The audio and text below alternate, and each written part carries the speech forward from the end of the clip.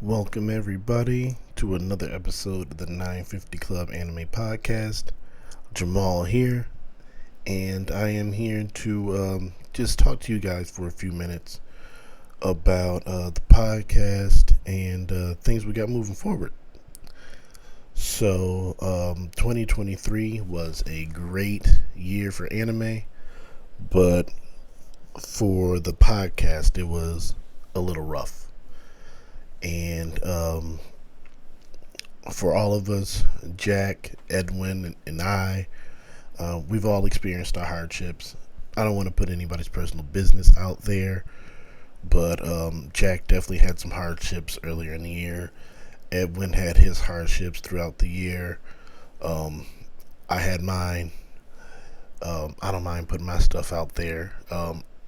As you all know, in earlier episode that we had in the year, I announced that my wife and I are having a child. But unfortunately, at that time, that child that we were having, we lost it. So due to miscarriage. So I had my hardships too, but we moved on. We pushed forward, and we're now here in year 3 of the podcast. And the good thing is we're all friends, so we were all able to bond together and help each other out through our hardships. And this podcast was a way for all of us to, come together and, spread a little joy and lift each other up with the fellowship of friendship and in anime. So I know earlier on when things were a bit inconsistent with our recording and our dropping of the content, we've had numerous discussions. And I said this to Jack and Edwin privately, but I'll say it publicly as well. I think that there were times that I may have pushed them a little too hard to keep going. It was my way of trying to motivate them, but instead I think it pushed a little too hard, and I wanted to apologize to them for that. I don't think they actually think that way about me, but I definitely felt like there were times that I pushed them too hard. But over times there were, as we found time to release content and had those hardships, things also got a little better. We go to conventions together, so that was always fun. And as you all know, we just on a whim submitted an idea for a panel at Fan Expo, and we were lucky enough to get 2 panels. So that was a first for us. Our first panel had a great turnout. I think we had about 35-40 people in there. Edwin's prints were a hit. We had a great discussion. Our second panel was cool too. We had some people repeat from our first panel and come along to our second panel. And that one is up on our YouTube. And Alberto joined us for that panel. And on this first episode that you all will be hearing after this, Alberto joins us for his first time actually sitting down with us for an episode to go over his top 10 favorite anime of 2023. He's the first of a long line of people. And after numerous discussions that we had on, trying to get the podcast back on track to the regular interval of releases that you all are used to, it just so happened that we've had a number of friends just reach out to us and say, hey, look, I want to be on the podcast. What can we do? So it kind of caused us to schedule times for different guests to appear. So as we speak now, like we said, we have this episode here with Alberto. We have another portion of the recording that we did with Alberto, which was essentially a talk between Alberto and Edwin about Star Wars that lasted for at least an hour. And Jack and I really didn't say much. It was just Edwin and Alberto talking, and Jack and I both came from that saying that those two should definitely have a Star Wars podcast. So when that episode comes out, please engage with us. Reach out to Edwin, reach out to Alberto. If you all love the discussion that they have, please let them know that not only do Jack and I think that they should have their own podcast, but you all think that they should have their own Star Wars podcast as well. And plenty of content coming forth with, we had an episode with our friend Jesse, who we recorded with on Veterans Day. I don't think it was 2023, so I think it was Veterans Day 2022. And we met up with him, and we had a really long discussion with him. So we have his 10 favorites coming soon. We have a return guest named Martin from season 1, who we are going to be recording with. By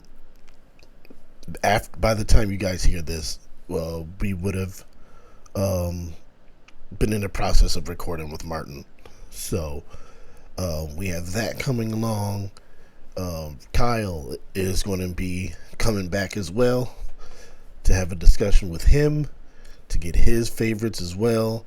So again, we're going to have a series of favorites of 2023 coming out, and we're going to go back to the old days with some content. We're going to go back into more of the deep dives of individual anime that we did back in season 1 and 2.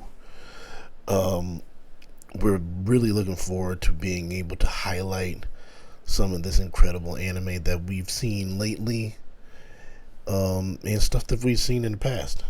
So we're definitely going to do that. And we have more ideas coming forth too.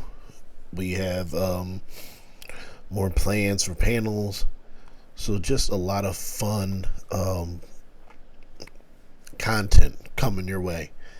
And again, we're reinvigorated, we're excited, and we have a lot of content coming forward to you. So just give us some time. We are just a 3-man operation here. Jack, he's wonderful. He shoulders all of the audio editing for us. So even when we record these marathon episodes, he still has a lot of work in chopping up the editing. So we give him time to release. Hopefully, we're going to get back to having the episodes come out at a more regular interval. Seasons 1 and 2, we kind of released them in parts on the podcast, and then gave you the whole uncut version on YouTube. We may go back to that formula, or we may to keep things going at a regular interval, or we may continue with what we're doing. But either way, thank you for sticking with us.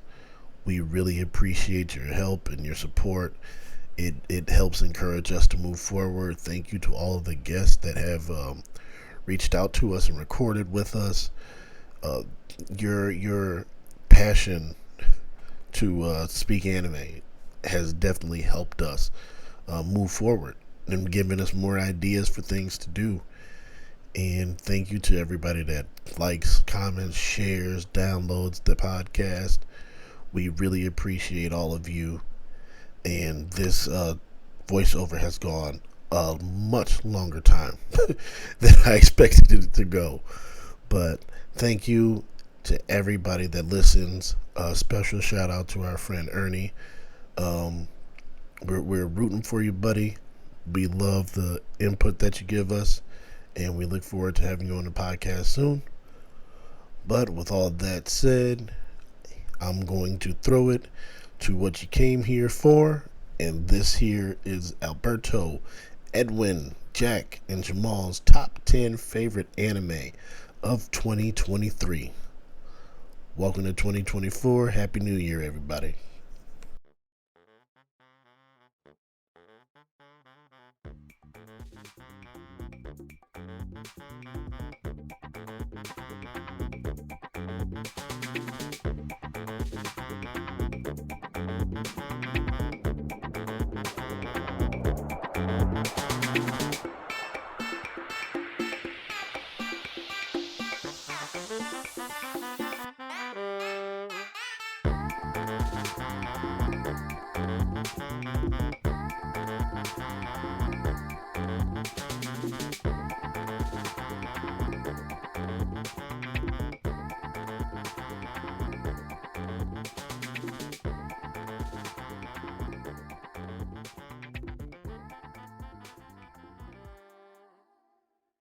Do you have any honorable mentions?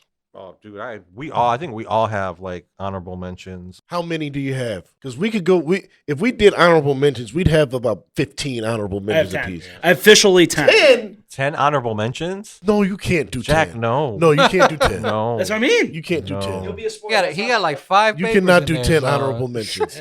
I'm going to do 2. All right, you could do. I'm going to reduce it to 2. Well, 2 or 3. How 4? many do you have, Edwin? Huh? How many do you have? I'm total? just going to do 2. You're only going to do 2. I'm just going to do 2 because they didn't make my best of list. So I'm just going to do 2.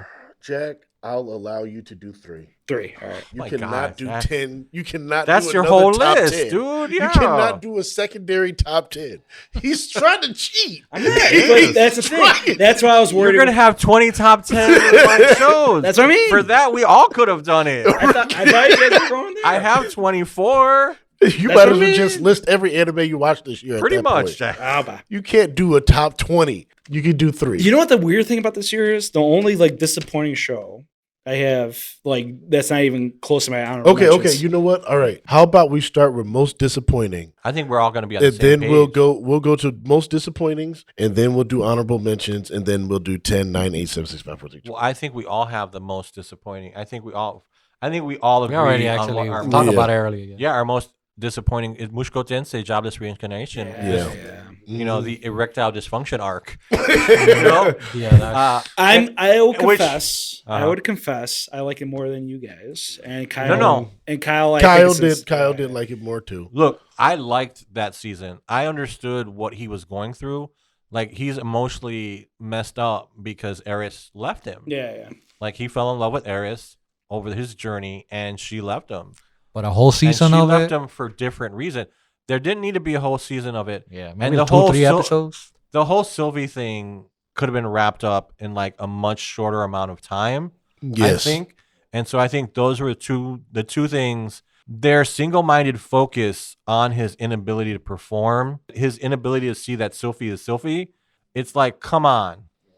That really killed that really killed the whole show. That was very bothersome for me. Yeah, too. it killed the whole show. And I don't think that the Academy arc added anything to the show as far as like impact and gravity, and like this is supposed to be the grandfather of all isekai, and you give me like a mediocre like high school like arc. It's like I see the whole season as not as the actual story of it. For me, it's more like filler, to be honest. yeah, It felt That's that how way. I feel. That's how I feel. felt this that whole way. I season. can completely Yeah. agree. Maybe with the that. last episode, and maybe the first episode, I would see it as part of the story, but Yeah. the whole rest of it, completely It filler. felt Well, like I think filler. the arc, the characters, nothing had as much weight as the previous season. It does. You I just agree. didn't feel like because like I think that especially the opening, I will forever be upset that they decided the creative choice to drop the openings and to actually have openings and closings. Yes. Instead of using that to like set the tell scene, the story and set that the made scene. me so sad. Yeah. That was really disappointing. a departure Yeah. from season 1. And Yeah, first which half. was like, why? That was one of my favorite things about the show, is it's like that's helped to set the seasons and made it like more introduce the town. It made it more personal too. It made it more personal, and it did such a good job of setting the scene of like this is where they're at, and this is what like the NPC characters are doing. It made it like a world that lived and breathed, and when they took that away, they kind of like shrank it into like just his perspective. That reduced it to just like, oh, this is just an anime instead of like something special. You know what I'm saying? Like, yeah. I got that. Yeah. And that was, I think, a lot of ours most disappointing. If I had to put my most disappointing though, yeah, and that's one of those ones that was watchable. I will watch the second season. Oshinoko. Yes, I was gonna say. My God, Jack. No, I knew it. But- I knew it. No, I said knew it, but I knew it. I said disappointing, mainly because of the main character. Yeah, disappointing. That was gonna be a disappointing. I know. one for me too. I get that you said disappointing, but the fact that you would watch a second season of it, If it redeems itself, He said, "Hey, watch." He said, "Hey, watch." Just Now he's stab starting. yourself, Now he Jack. gotta, just stab yourself. it still has the Kaguya-sama energy. Still has wonderful, funny moments. That and the other support side characters are a gazillion times better than the True. MC. That is It's very just true. it's a show like that. Aqua's annoying. Yeah, Sword Art Online technically is like that. I can't stand the main character, but all the other side characters, hey, they're cool. I watch it. Just watch them. I have another one that we agreed on earlier. KonoSuba. Okay. Oh, yeah.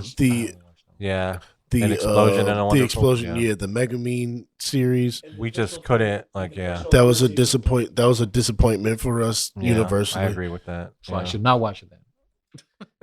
I don't think you have to.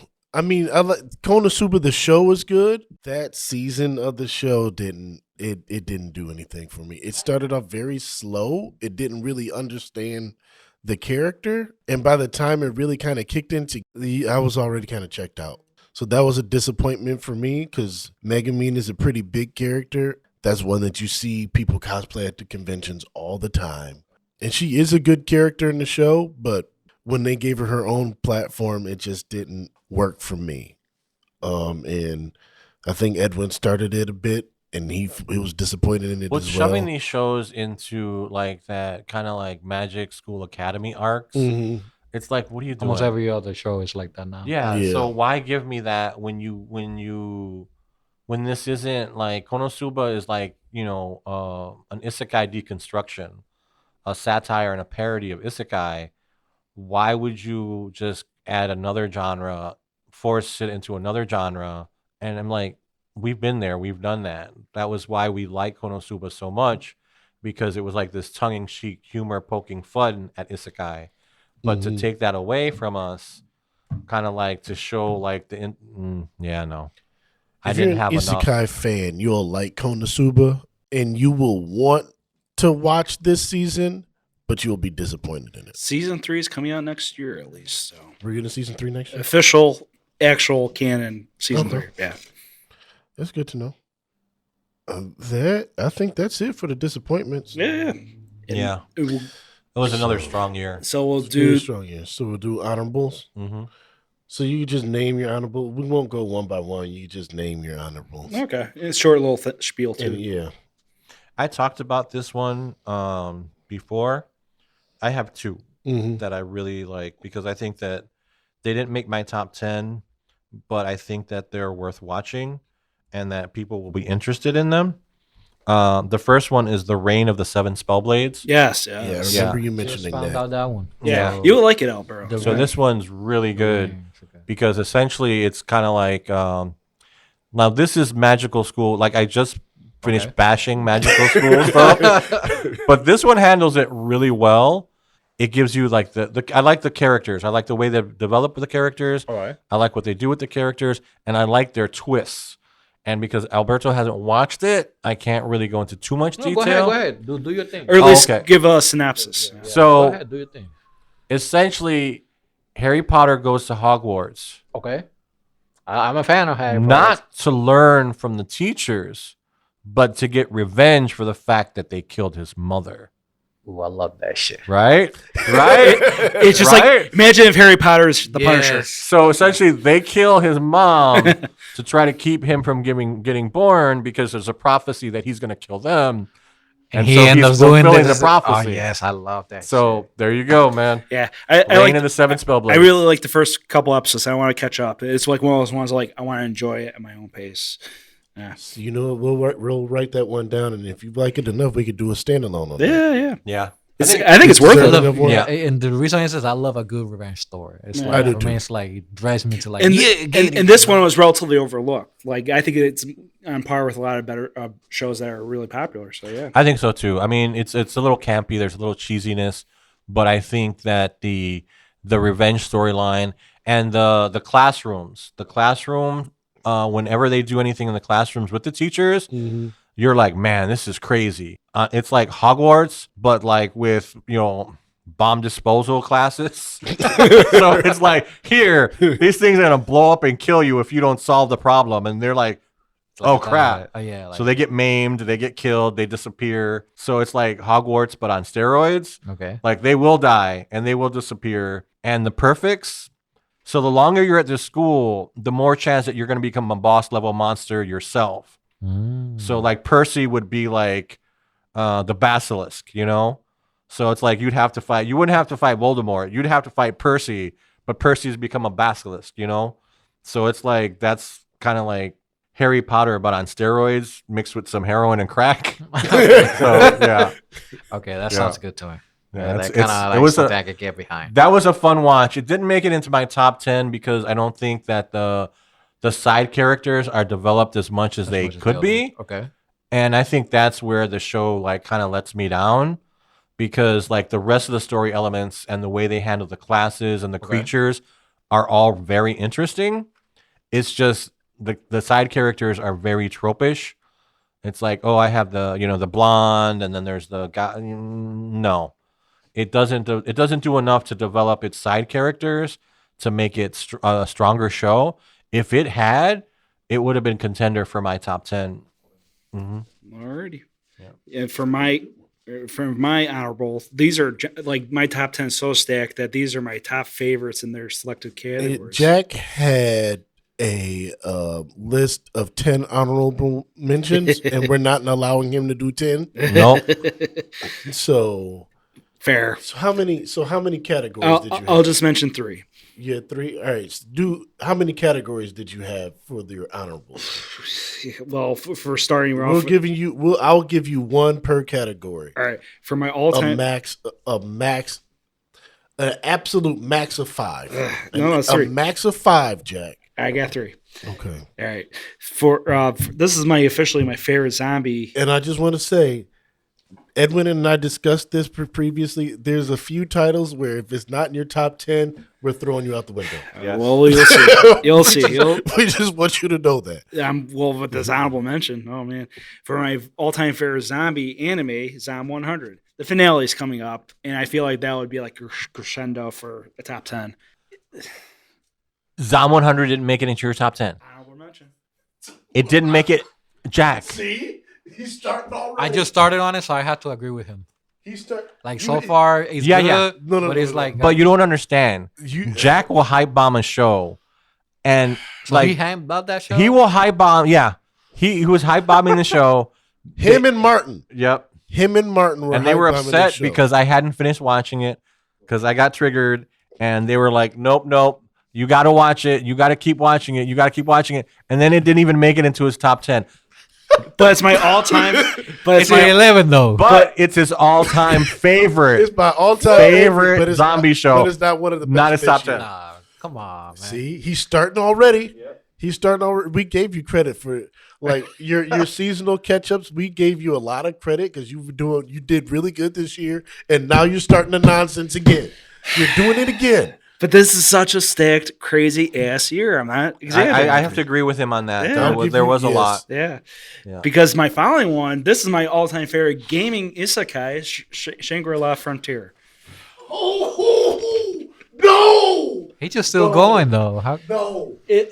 You got it. Once you hear my 10, man. Once you hear my 10. No. Once you hear my 10. I don't want to hear it. Once you hear my 10. I don't want to hear it. I don't want to hear it. You say this is trash game garbage every day, and that's not in your top 10? Oh, you'll see. You know you can do ties. We've done ties. I'm distinct with that. I can't do ties. I gotta say that's part of my list because Shangri-La Frontier is top.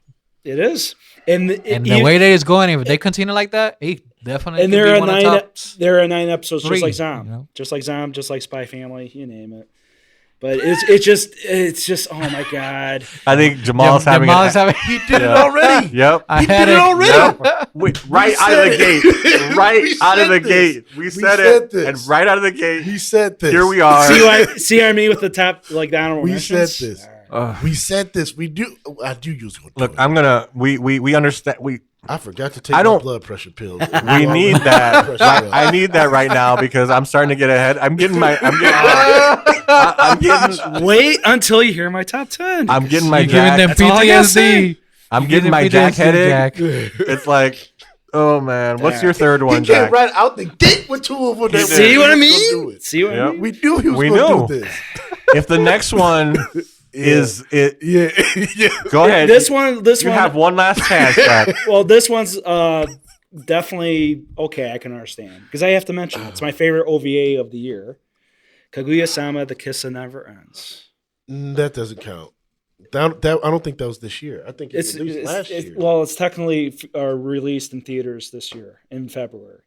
Was that this year? Valentine's Day. Yeah, it was Valentine's Day because that was Valentine's this year. And if I could tie into my best feature film, it would be Suzume.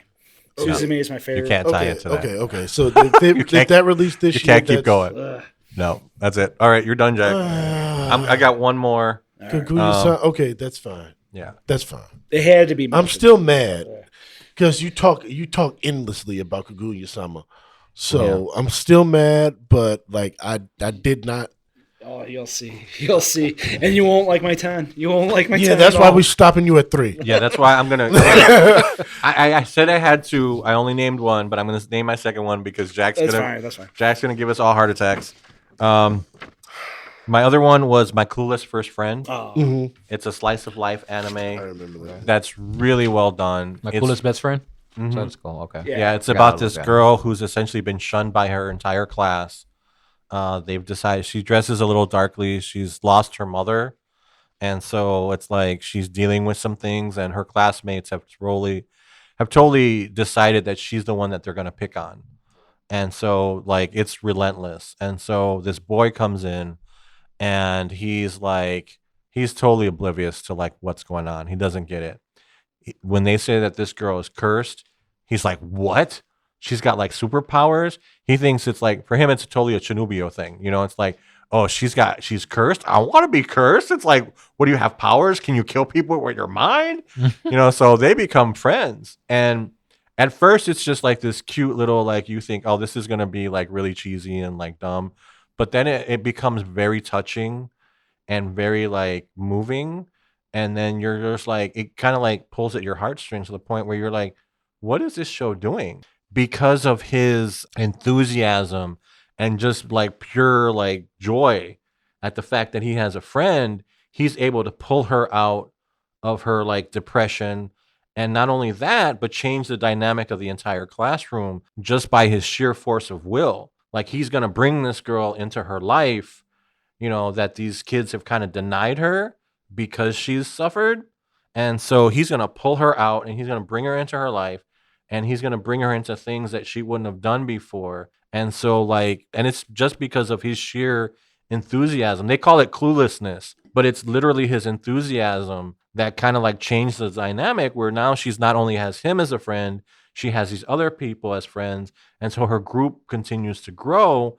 And partially it's because of just his sheer determination and his sheer like infectious joy and love for her that she can barely handle at times because it's so overwhelming. Okay. But yeah, it's very adorable.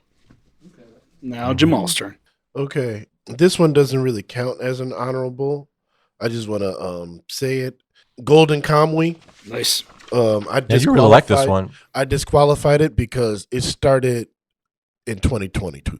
Oh, okay. They finished it in 2023 because I think a member of the production team died, so they had to stop production for a while. Okay. But technically, it started in 2022. So I really enjoyed it, but I didn't think it would be fair to put it in this. So my first honorable mention would be Link Click Season 2. Nice. I really enjoyed that one.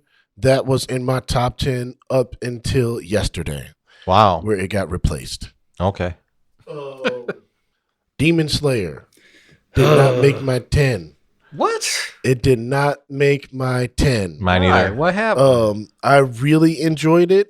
It's a great season, visually fantastic, a lot of action. I felt like I didn't get as much story in this season as we did previously. Right? Yeah. Yeah, because they said that with the previews thing that they were gonna start doing more battling the higher rank. It's just not gonna stop. They're gonna give us and then now So- on third season they might give us story because of what happened at the end of it with it. But So there was we got a lot of battle and a little story in between. Like what was the Miss Sword dude?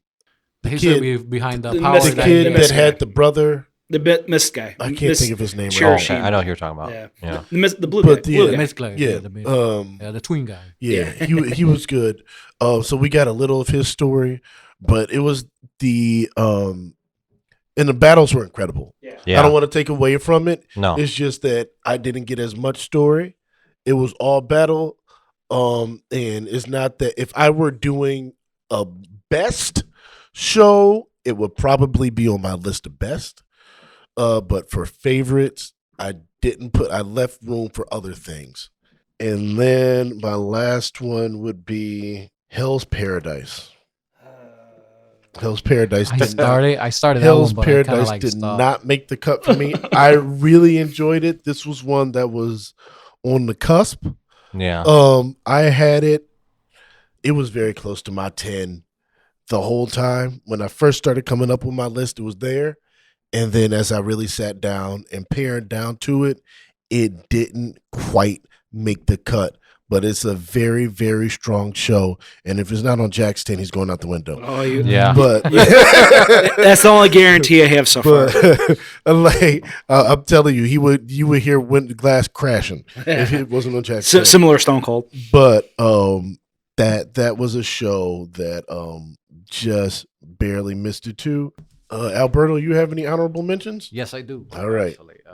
I gotta say, Sum 100 because I just started in it. It's It's definitely. Yeah. I swear, it's going to be one of the greatest finales. I'm not saying probably gonna by the end, by the end of this year, probably end us back into my top 100. But Yeah. yeah, I just started it, so I gotta say it's a great show. Yeah, I The think way we're that is getting going the is rest good. of the I season love by that Christmas. Shark Mutant. I gotta say that if I'm in a zombie apocalypse and I'm fat, I'm definitely gonna die out of that. Yeah, Shark zombie shark. Mutant. Zombie I'm not gonna shark. survive it. Other than that, too, there was the zombie runners too. That's Yeah. scary for me. I was Yeah. like, Yeah. hell no, And I like gotta the say- colors that they have for Yeah, the it's zombies. Poppy. Yeah. It's Poppy. They try not Very to. They, different. they try not to do too much Yeah. blood, which Yeah. I liked it. And the It's manga as approachable well. for kids too. It translates perfectly with manga. It does. Yeah. It just does. Good show. I think we're getting the rest of it Christmas. Christmas, yeah. I think yeah, around Christmas yeah. the rest is dropping. Yeah. I gotta say also for the second one of my honorable mentions, Mashley.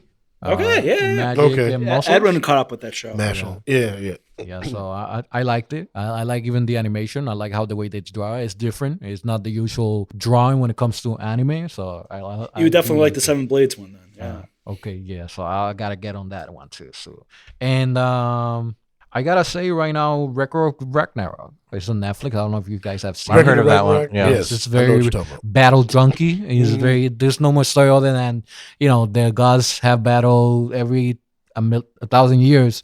They have a battle between the gods and the humans, and they just decide which one is gonna basically win to save humanity or whatever. Yeah. So those are my 3 right now. All right. Honorable mention. Basically. Either. Okay. Pretty good, solid list. That's a good list. So we'll start. Alberto, you're the guest.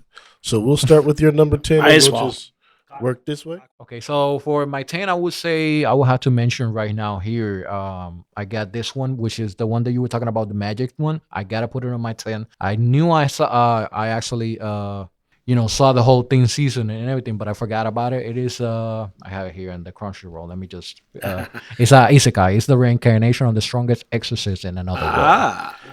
I like that one. That one has the develop of the side character because he don't want to get bothered. He's the strongest, but he don't want to get bothered to being because he reincarnated. He was killed by his assistant because he was so powerful. He's afraid. Yeah. He's afraid. So what's he's doing? Developing his people around him. Yeah. It's very good. I like it because even the bad people are afraid of him, but they don't know why they're afraid of him and why he's so powerful. Yeah. Because he's supposed to be evil, but now he's good. Yeah. So that would be my number 10. Should I continue? No, we're going to go 10. Yeah. 10. Everybody's 10 and then All right, everybody's cool. 9. So my 10 is actually the second season. Is it the second or the third season? No, I think it's the second season of the Faraway Paladin. Nice. Yeah, I think Yeah. it's 2. Yeah, this is an amazing season. It is. It's a Lord, kind of like me and Jack were talking about this before you guys got here. It's kind of like Lord of the Rings, where he's pulling together his crew, and the Dwarf King is essentially reclaiming his kingdom. And I can't wait. Like, the season's not over yet, but I can't wait to see them fight that dragon. Yeah, I know. Dude, I am chomping at the bit. And it's definitely the most overlooked isekai, and plugging in for first season. Even as the well. dwarf looked like the king actually from Well, the From Lord, movies. from The Hobbit. The Hobbit. Yeah. But his speech Oh, to yeah, hit it the was fallen. so inspiring. Oh yeah, It was his so speech inspiring. to fallen soldiers who had just been fighting for like 200 years. Yeah. They're just skeletons. His skeleton. And he's like, the speech that he gives them was so inspiring and so like, for me, that was one of the best dialogues of any anime this season. And it just like, it felt like you were watching something so moving and so like, yeah, this is what I want to watch when I watch fantasy, and then just his arc throughout the season. Me and Jack talked about that. Just seeing him go from like this character that was protected by the elders because they didn't want anything to happen to him, and seeing him grow into like this leader and this fighter that could defeat the general. I thought that was a great arc.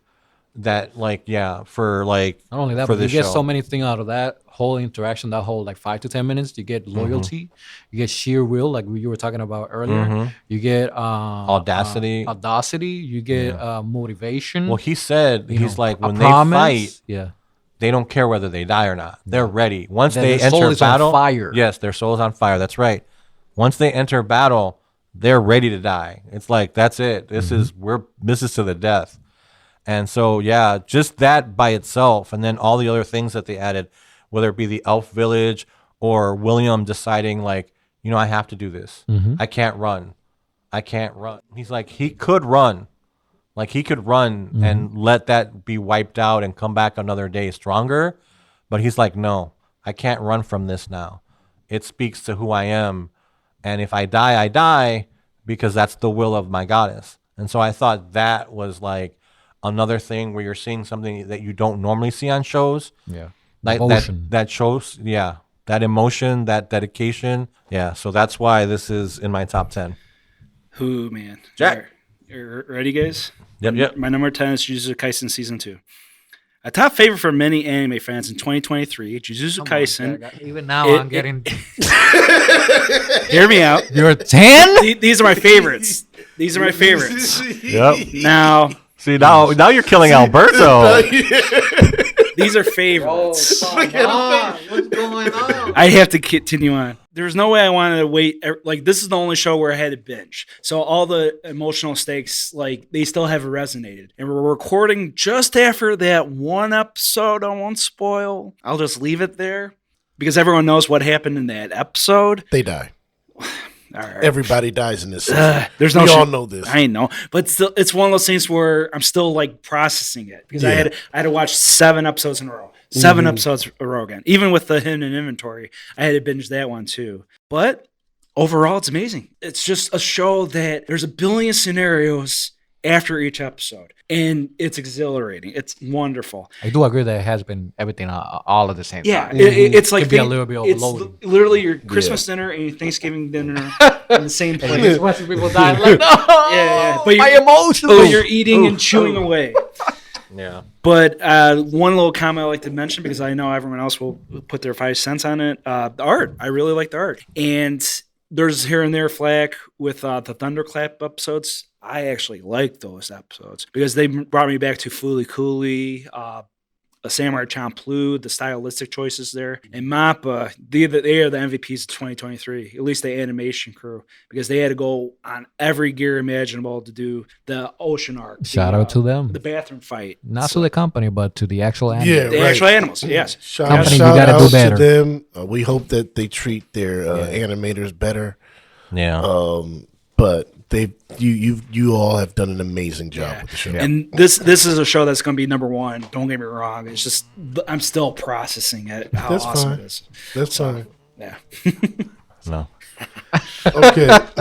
So my number 10.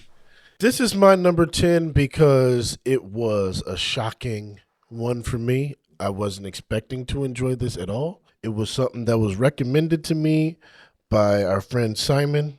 And he told me to watch this. He said it was a trash anime, but it's good trash. Oh, okay. And so I watched it, and I was pleasantly surprised with what all happened in the show.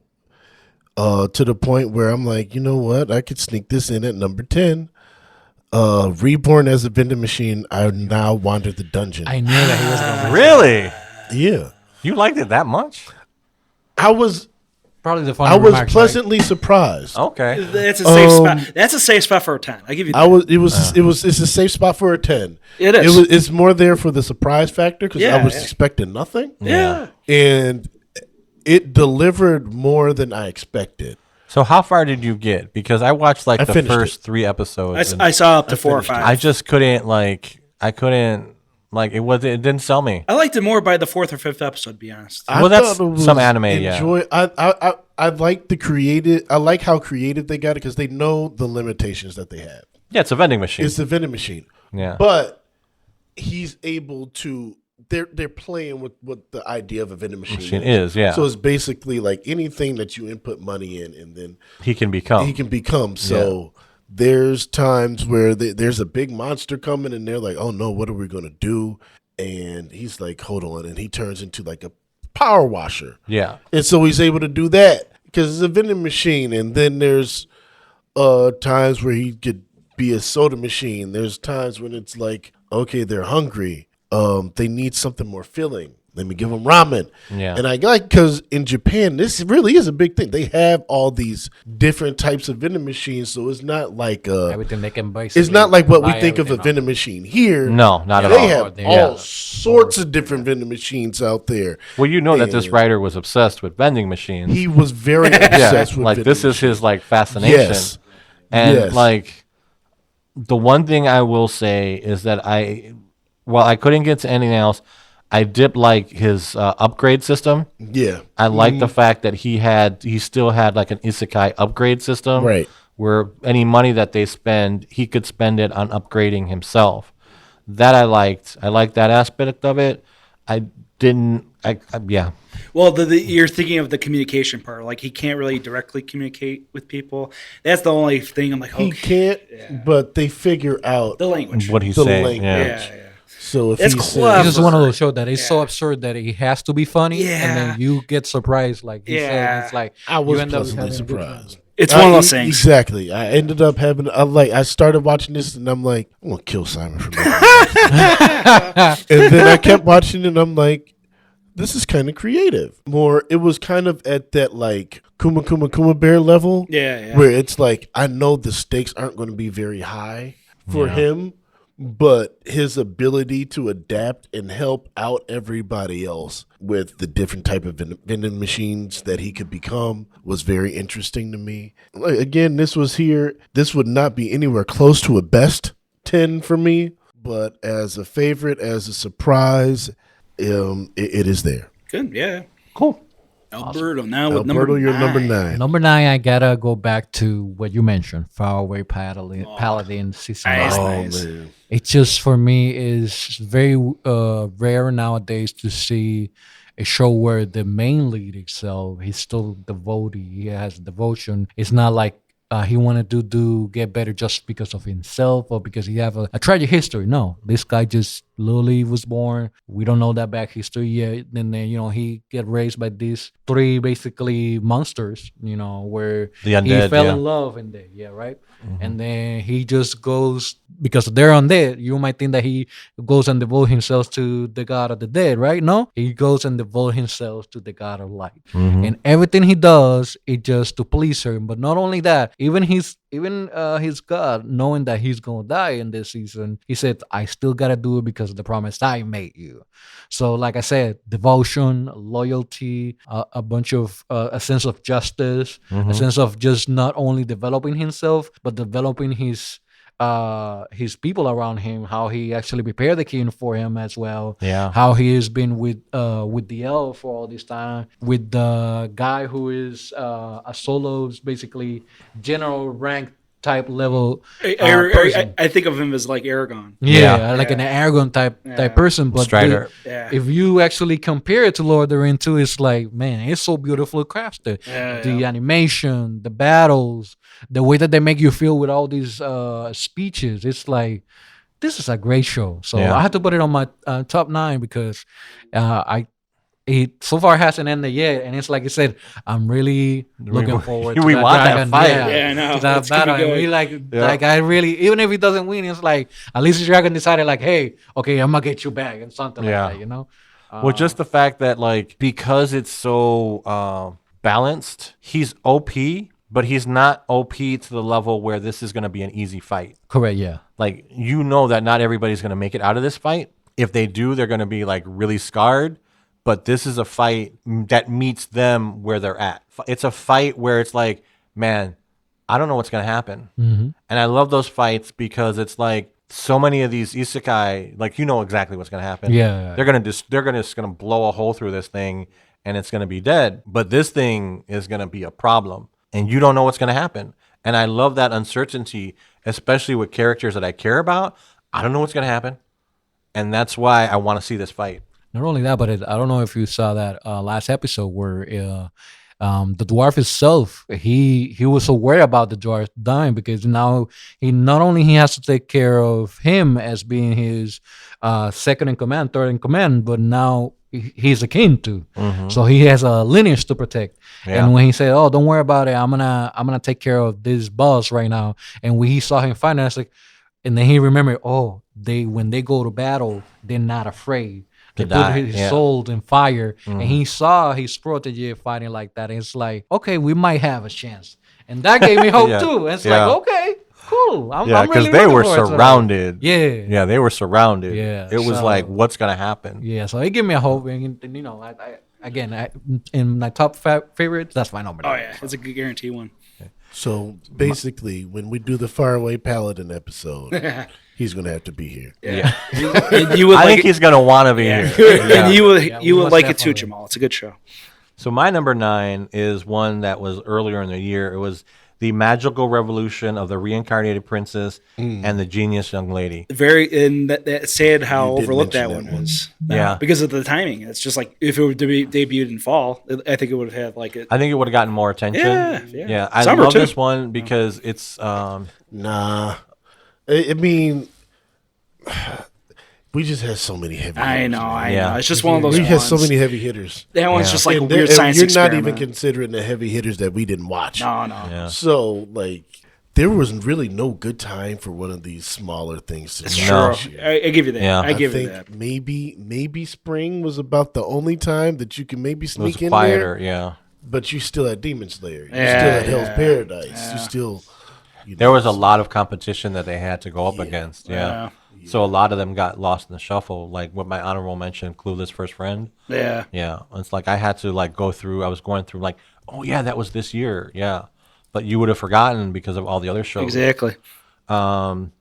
I really like this show. Like I think we had said that it was the spiritual successor to Lycoris Recoil. It The had energy. that same kind of energy. Yeah. And it had those big over the top battles, but it was also the relationship between the characters. I thought that was really interesting.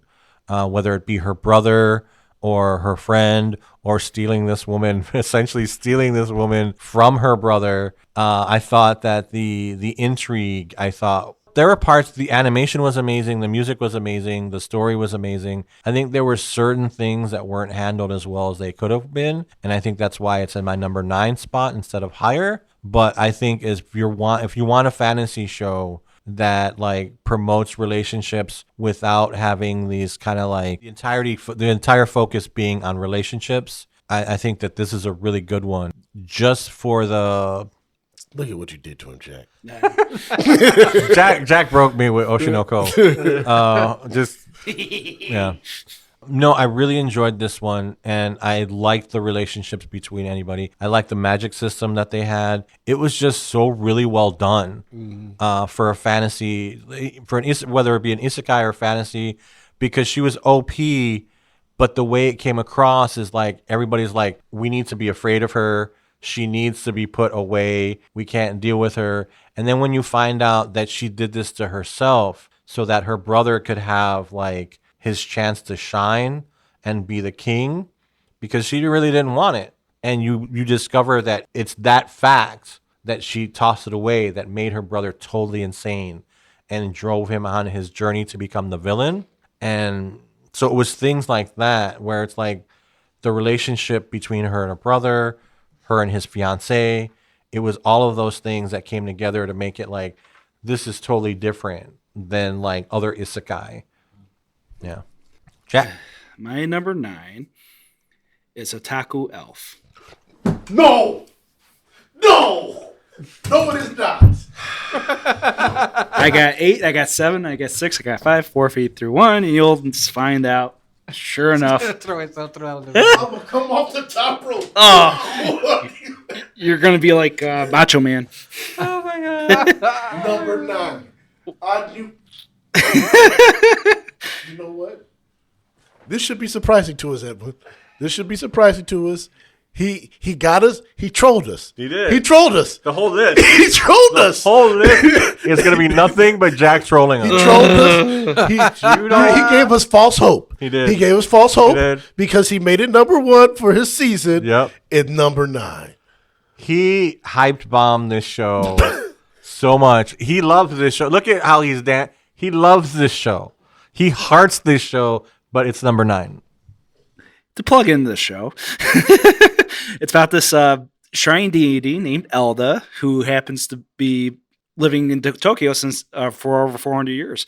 And during that time, there will be all these servants, Mikos, that will attend to this elf. And the latest one, Kogane, she basically is like the most reluctant servant because she doesn't mesh with Elda whatsoever. But it's one of those interesting shows that kind of bubbles in all this weird stuff because Elda happens to be an otaku and a shut-in. Like, she's a hobbyist. She collects all the weirdest stuff imaginable. And it's just a nice, charming show. I've read the manga before, but I ended up with the show because the voice actor of Ryoko and Holo from Spicy Wolf is Ami Koshimizu, and she does a wonderful job with Elda. So it's one of those shows that you gotta watch it to watch it. It has a weird energy where verse isekai and a comedy, but they do the most bare minimum ventures imaginable. Like, one is cleaning the shrine, Elda recounting all of her lost hobbies. It's that type of show. It's even more slice of life than most typical slice of life shows. So,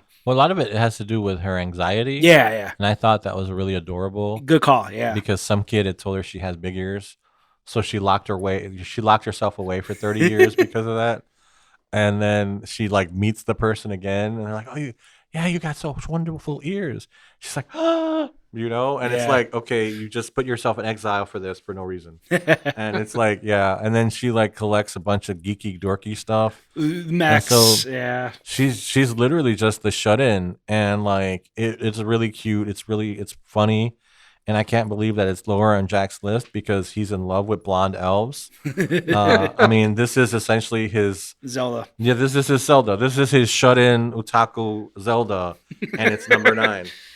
But Jamaal? I got 8 more to go. These are favorites, by the way. No, they're not. No, they're not. He did it to us again. He identified he did himself it to with us his again. type of elf that he likes. He's like, Edwin and I have had this issue with Jack because he will love these shows. He will hype bomb these shows. And then when it's time for her to give his top 10, they either don't make it or they're at the end. Or he hates and we them. have to endlessly hear about them. Edge runners. We have to endlessly hear about them for him to be like, number 9. It didn't make my list. We got 8 more. Ooh. And we were giving him credit because we said he's done really good this year about proper placement. Mhm. And then he ends the year with this. He got us. He did. He got us. I think He got us with the swerve. we He might got us just with the have- Vince Russo swerve. I think we might just have to walk out because if I don't know, I'm scared for the rest of his list. I'm scared. I think it's reasonable at this point. Okay. Go ahead, Jamaal. What's your number 9? I'm upset. Well, to give Otaku Elf something. That's a high dive thing. Yes. So let's shout out High Dive and so they can get credit for the amazing work that they do over there. Yeah. My number 9, this is a show that is an extension of another show that I like. This is a very good adaptation, and I enjoy the added elements that they added to this new season. My number 9 is going to be from Netflix, Castlevania Nocturne. Nice. Woohoo! The bounce back season. It's looking at different characters. So instead of they're looking at this is Trevor Belmont, I Or think. a new Belmont, yeah. Yeah. he's He's a generation of it. Yes, It's he's way in- over yes, in the future. It's like yes. 200 years in the future, something like that. Yeah. I remember him from the games. yeah, his grandfather was the other Belmont that was going up against Dracula. So this is kind of about his story. It kind of has the typical anime thing. He witnessed his mother get murdered in front of this vampire, and so he's kind of going out to slay vampires, and then he runs into other people. A lot of diversity in this show, I love that. but diversity it's of it. not forced diversity. Yep. They are integrating in like, all right, this girl, she's from the West Indies, and she has she's bringing her heritage and her stuff into it, and she's over here. She's from the white girl. She's from France, Russia. Her mom immigrated from over there. And so you have elements of Dracula. You have elements of other vampires. You have elements of these different worlds. And it's like, oh, and they're all starting to come together. It's brutal. It's emotional. It's CGI, but it's decently done. And this is a Netflix show. I give Netflix a lot of flack, but this is a show that they've always delivered on. And in terms of video game adaptations, this has always been one of the best that I've seen. So Castlevania Nocturne is my number 9. I got to jump into that and say that that's not my number 8. See? All right, And that's the segues. reason is that if one thing Netflix is doing great is with Castlevania. Okay, yeah. And this new Yeah. Nocturne one, not only did it expand on Vampire World, I love Vampire World, let me tell Right. you that, but it does give you a good perspective of against all odds, I'm just human, but I Right. got all these supernatural beings Mhm. still trying to mess up with my lineage of me actually finding the big bad guy, which is basically Dracula. I love that how this show doesn't have Dracula, which does is not. the OP, always and Yeah. ever, right? But then they have this friends or white female that she literally wants to be the night. She wants to be the moon. So she has employed through years and years all other type of magic, sorcery to become the Egyptian goddess, basically. But not only that, they give us the black girl vampire. Basically, she's super powerful, full of herself. I like how she perceives herself as being like, hey, she bad, but I'm bad as well. They give us the Aztec vampire as well. I love that guy. Yeah, And it's like I Aztec said, it vampire. has a lot of diversity. It has a lot of inclusion in it, but it's not forced. They give you I'm a refined man, like the Aztec vampire. He's a refined man, but he's also homosexual too. Yes. The black girl, she is very She's from powerful, the but Caribbean. she actually like girls too. So, and then you have this family that they just humans. Belmonts. The Belmonts, they just human, that they just trying to fight with this one, but they have some sort of hidden power that comes from their soul to be able to actually fight against these people. But not only that, you have this priest that he doesn't know if he wants to be good or bad. But then he has a dark story when it comes to be with the other lady that, you know, she used magic too. So it's kind of like, I like how it was all interloped within itself, but it ended up being great animation, great story, great I would say even music itself, even the little bit that music we had, and of course it gives the opportunity for the main character to redeem himself at the exact right time. Because he was kind of like Akira. He was very arrogant, an arrogant European man. But when he was confronted with the vampire that killed his mom, he froze up. He ran away. Yeah, I can't do it. He froze up and ran away. And so now you're having to deal with the conflict of basically his abuser. Basically. Yeah. So now the black girl's like, forget him. He ran away. We're sitting here trying to fight and save these people, and he ran because he was that scared of that vampire he confronted to deal with that trauma. And so, you know, when we were talking about Zom 100, when he had to deal with that, we had that same element at play here in a different way. Because she's like, look, man, I ran from my captors because we were enslaved. We didn't have a choice. You're running away from this dude when we have these powers. And so we do that. And then at the end, it brings back Castlevania because they introduce in Alucard. Love that scene. So Castlevania, very good job. I like how they explored the mythicism of other culture, because even the black girl that came with the singer dude that he became thing, they were born, one was Dominican, the other one was Haitian too. So it's like there's a lot when it comes to the vampire world. I don't know why they have so focused on themselves so much of European and stuff like that. I get it. That's when it started. But if we're to believe that, you know, they around the world, they have always existed, and you have a lot of the culture that have a lot to offer, because they're so attached to magic, sorcery, mysticism in alchemy too. Yeah. Just like seeing that fresh on a show like this, it made me happy. And it made me it was good. Put it part of my list. And then they had elements of African mythology because, like you said, the main villain, she's like Ra's, the sun god, if I'm not mistaken, and she's trying to go for against his dad or something like that. That's why she's trying Ra's to become the dad, and he's the sun god, and she's trying to be like the moon and create like an eternal night, basically. Eternal night, where all the vampires could exist without. What's the thing when the sun passes the moon? Eclipse. But he's just fighting with, you know, her dad, basically. Yeah. So my number 8 is actually a definite shift from that, and it's Buddy Daddies. Okay. Buddy Daddies. Talk about spiritual successor to The Chorus Recoil. The Chorus Recoil. Yeah. These two were awesome. This show was so much fun. The artwork was really nice. I thought that visually it was very striking.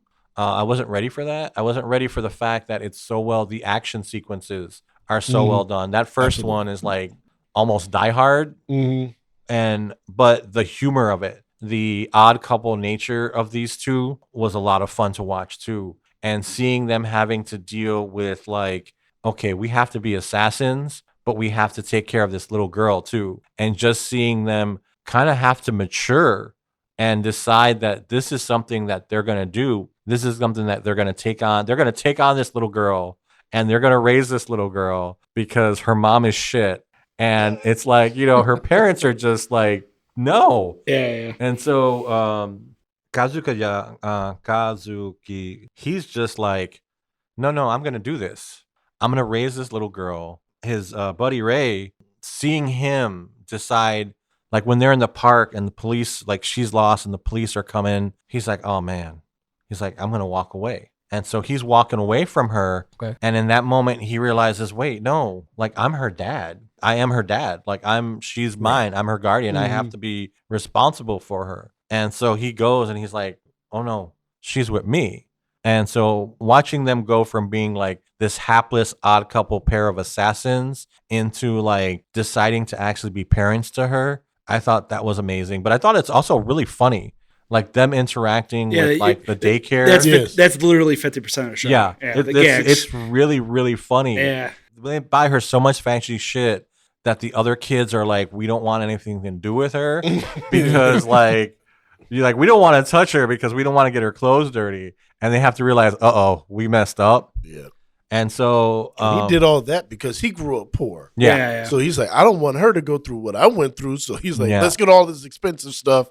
And he ends up doing the exact yeah. Well, a lot of the things that they do backfire. Yeah. Because they don't like, they're not really good at this. No. They're not really good at interacting with other human beings.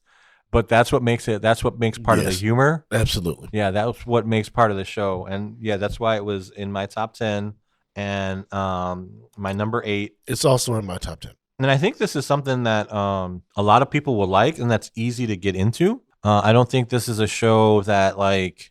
I gotta see. I haven't seen it, but yeah, I'll put it in my list. You'll like it. It's really funny to see before the end of the year. As we said before, really funny, and there's a lot of action. Okay. Like the action sequences are really, really impressive for it being mostly a comedy show.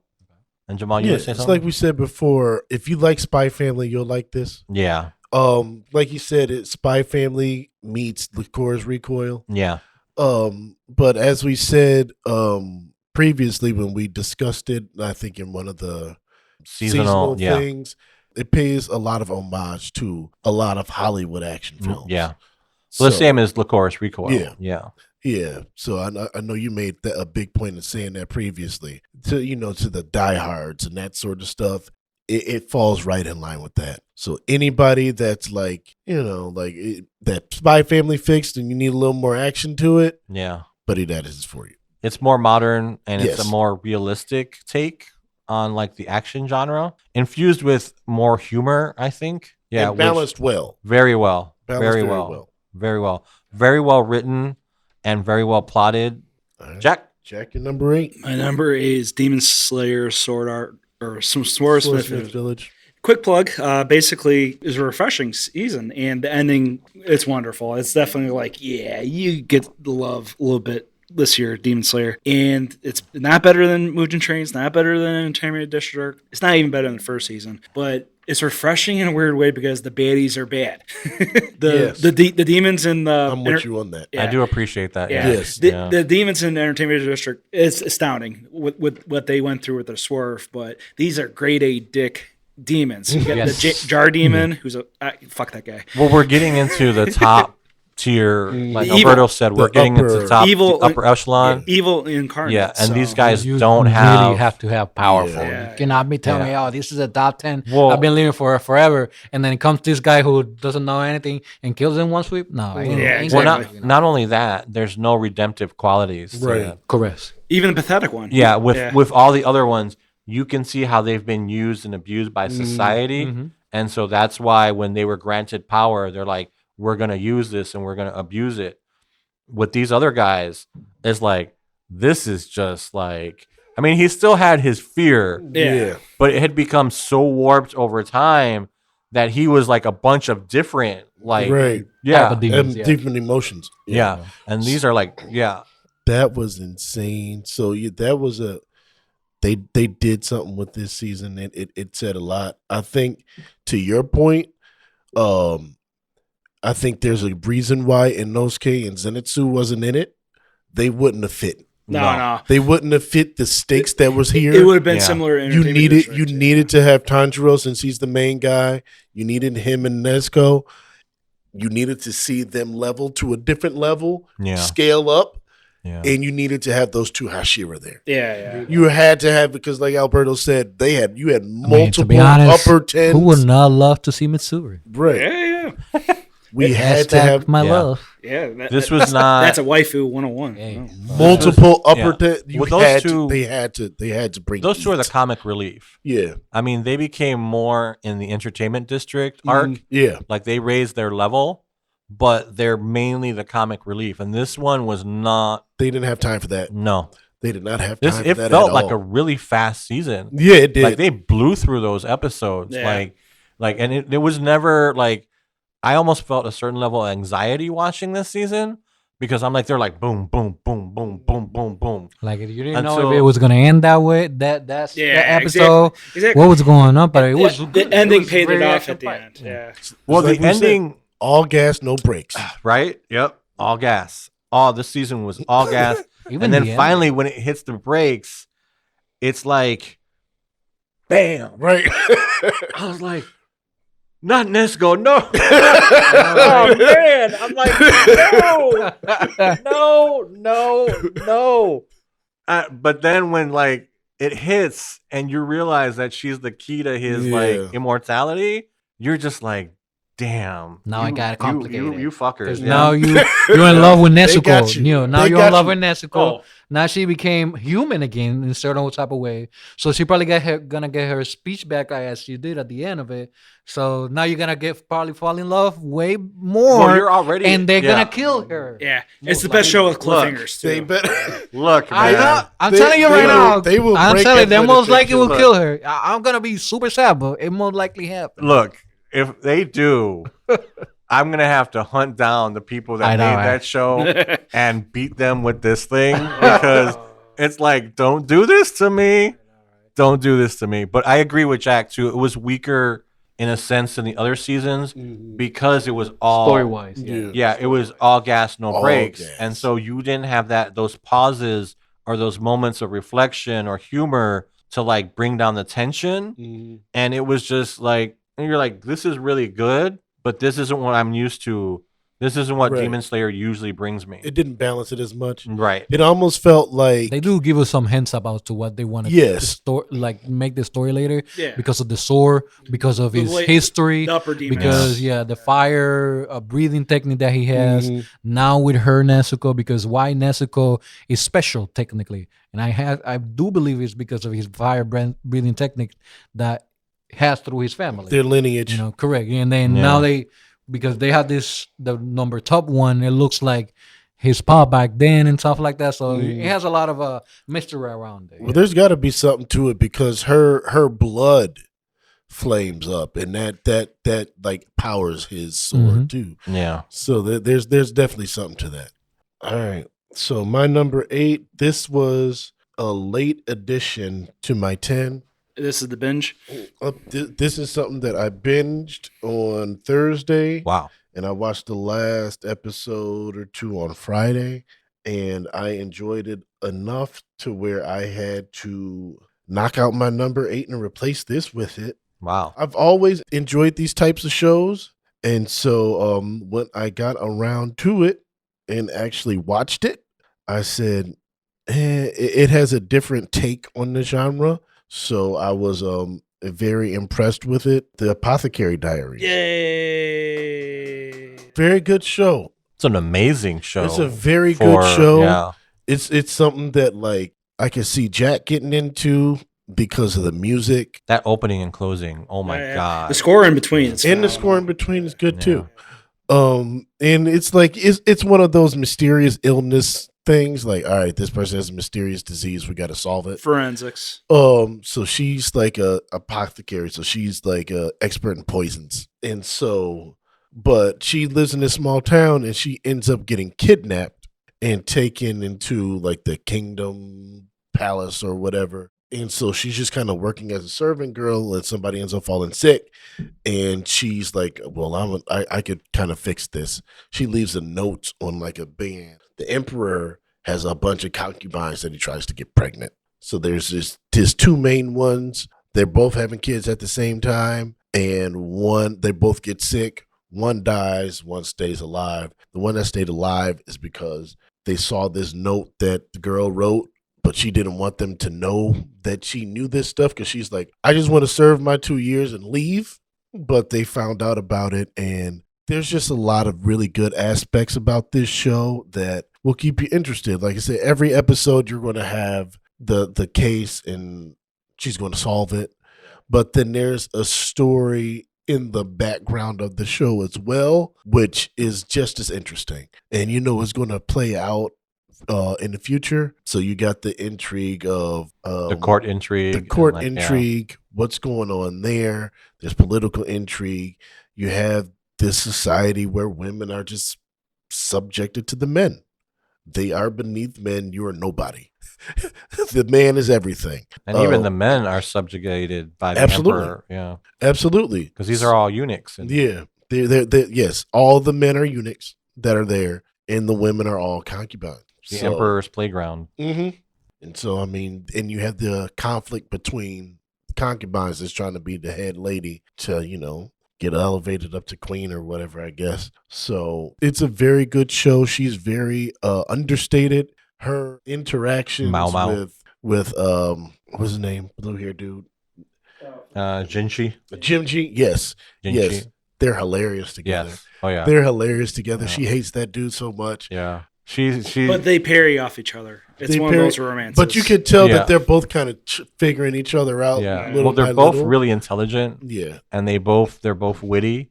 So it's kind of like you can see him having a battle of wills with this child, and you're like, she's so much older than she looks. She comes across as so much mature. And he sometimes when he is fighting her, when you see her win, it's like this little chess game that they're playing throughout the season, and she doesn't understand. She thinks it's just at one level. She doesn't realize. Everybody else realizes, oh shit, this is a lot more serious than you're thinking, because she's still a kid. And that's fun to watch play out, because all the other things are so serious. This show is beautiful. It is. It's beautiful. The animation. Like, I had read the manga way, way back when. So I was really excited that this was coming out. This is actually tied for my number 5. I knew it would be in your if it wasn't in your top 5, I would have been mad. Yeah. That would have been one of the throw out the window ones for me. Well, this one was tied. I'm going to give you my 2 top 5s because I think we'll talk about this later, because I think this is going to show up in your list anyway. So Apothecaries was tied for my top 5 with Eminence and Shadow. Okay. Season 2. That's fine. Yeah. That was another one that I would have threw you out the window if it wasn't in your 5. See? But this was so it's not just you, Jack. Yeah. I had stuff that I would have threw him out the window for too. This was so good. This was not, I don't think if before this season, I'm not sure that it would have been in I don't know. This kind of changed my list because it was so good. And it was it was so well done. I'm amazed. We watched Raven of the Inner Palace. Similar. Yeah, similar last year. Heiki story too. Yeah, very similar. But I think this one, man, between the artwork, the story, and the writing and the interaction with the characters, I think this manages to actually be better than that show. I gotta watch it then. What are my likes? Or wait, I go to my. Yeah, that was your 7. That was my 8. So we're going to 7. 7. All right, so I got a tie on 7, and I got 3 ties on 7. Oh, wow. Man. Oh. So He's trying to sneak extra ones in like Jack. And the reason is because I had to, and I actually is starting. All 3 of these have started before, but they have continued through to 2023. Okay, might be part of some of your lists. That's fine. I gotta go with Berserk of Gluttony. Okay. I like that one. The way that they present the isekai is so refreshed. I'm up to date. I'm just gotta see the newest episode that came out to it, and it's because this guy, although OP, he would never get past level 1. That's his whole thing. And then because he has one of the sins of power, basically gluttony, once he activated, he is actually for life meant to pursue, basically satiate his hunger, basically. So he has to kill. Yeah, he has to kill. Yeah. So basically he has to literally until he dies. If he doesn't do it, he's gonna die. So he never levels up. He just absorbs all skills and experience points from the other person. This one's fun to watch because you never know if he's going to be able to control it. Correct. And he's going to go into a bloodlust and start killing humans. And the crazy thing is that humans, their souls will get trapped in his sword. And so he has to be very, very careful, because that dream that he has where the humans were like, I'm like, that's probably going to play out later on. This one didn't make my list because I had stronger things throughout the year that popped up, but I'm watching this one and I'm really liking it too. Yeah, and the sword itself is always, in order to evolve, he has to take basically all his power again, and he has to redo it again. So it's not like he just stays in one OP, yeah, in OP, and then that's it. No, he literally goes back and forth just to unlock levels on. Well, he's making his sword OP. Yes. So while he's becoming, part of the reason that he's OP is because he's making his sword OP, and he has to keep making his sword OP to face the monsters because they keep escalating and becoming stronger And everything like that. That's one of them, and What's your I next like one? that so far.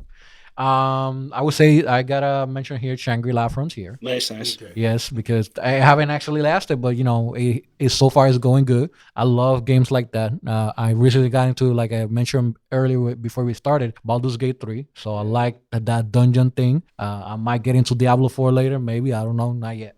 Dark Souls. It has a Dark Souls feel too. Elden Ring's on my list too, and then they're coming out with new games too, like that too. So now that I go back to it, seeing an anime first like this, that it was somewhat as A take on it, yeah, correct. Then it is definitely good, and see how he actually putting himself through the only thing alone. That's when I'm actually playing this game. That's basically what I do too. I try not to rely on my companions. I try to do it on my own, right? And then the last one on the 7, I would say The Rising of Shield Hero. Nice. Okay. Yes.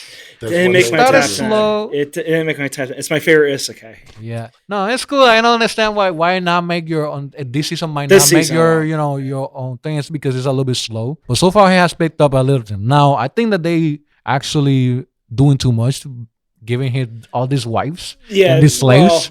But I get it. He's now a star on the country. I like how he's actually convincing the other heroes to actually unite. The spear guy, I don't know why he exists in this one. Yeah, but he's kind of a good comedy relief when it comes to it. I like his last episode where he battled this dragon and how he actually just was the support guy. That in our MC is very different. You don't see that much. Okay. Yeah. So those are my 7s. All right. Shangri-La Frontier, I really enjoyed. That was one that was a fringe 10 for me. The only thing that kept it from me, I don't like the love story. I think it's forced in there, and it gets in the way for me. But that's the only thing. It kind of has like a Goblin Slayer type of feel, though, where the love is like get the clue, jerk.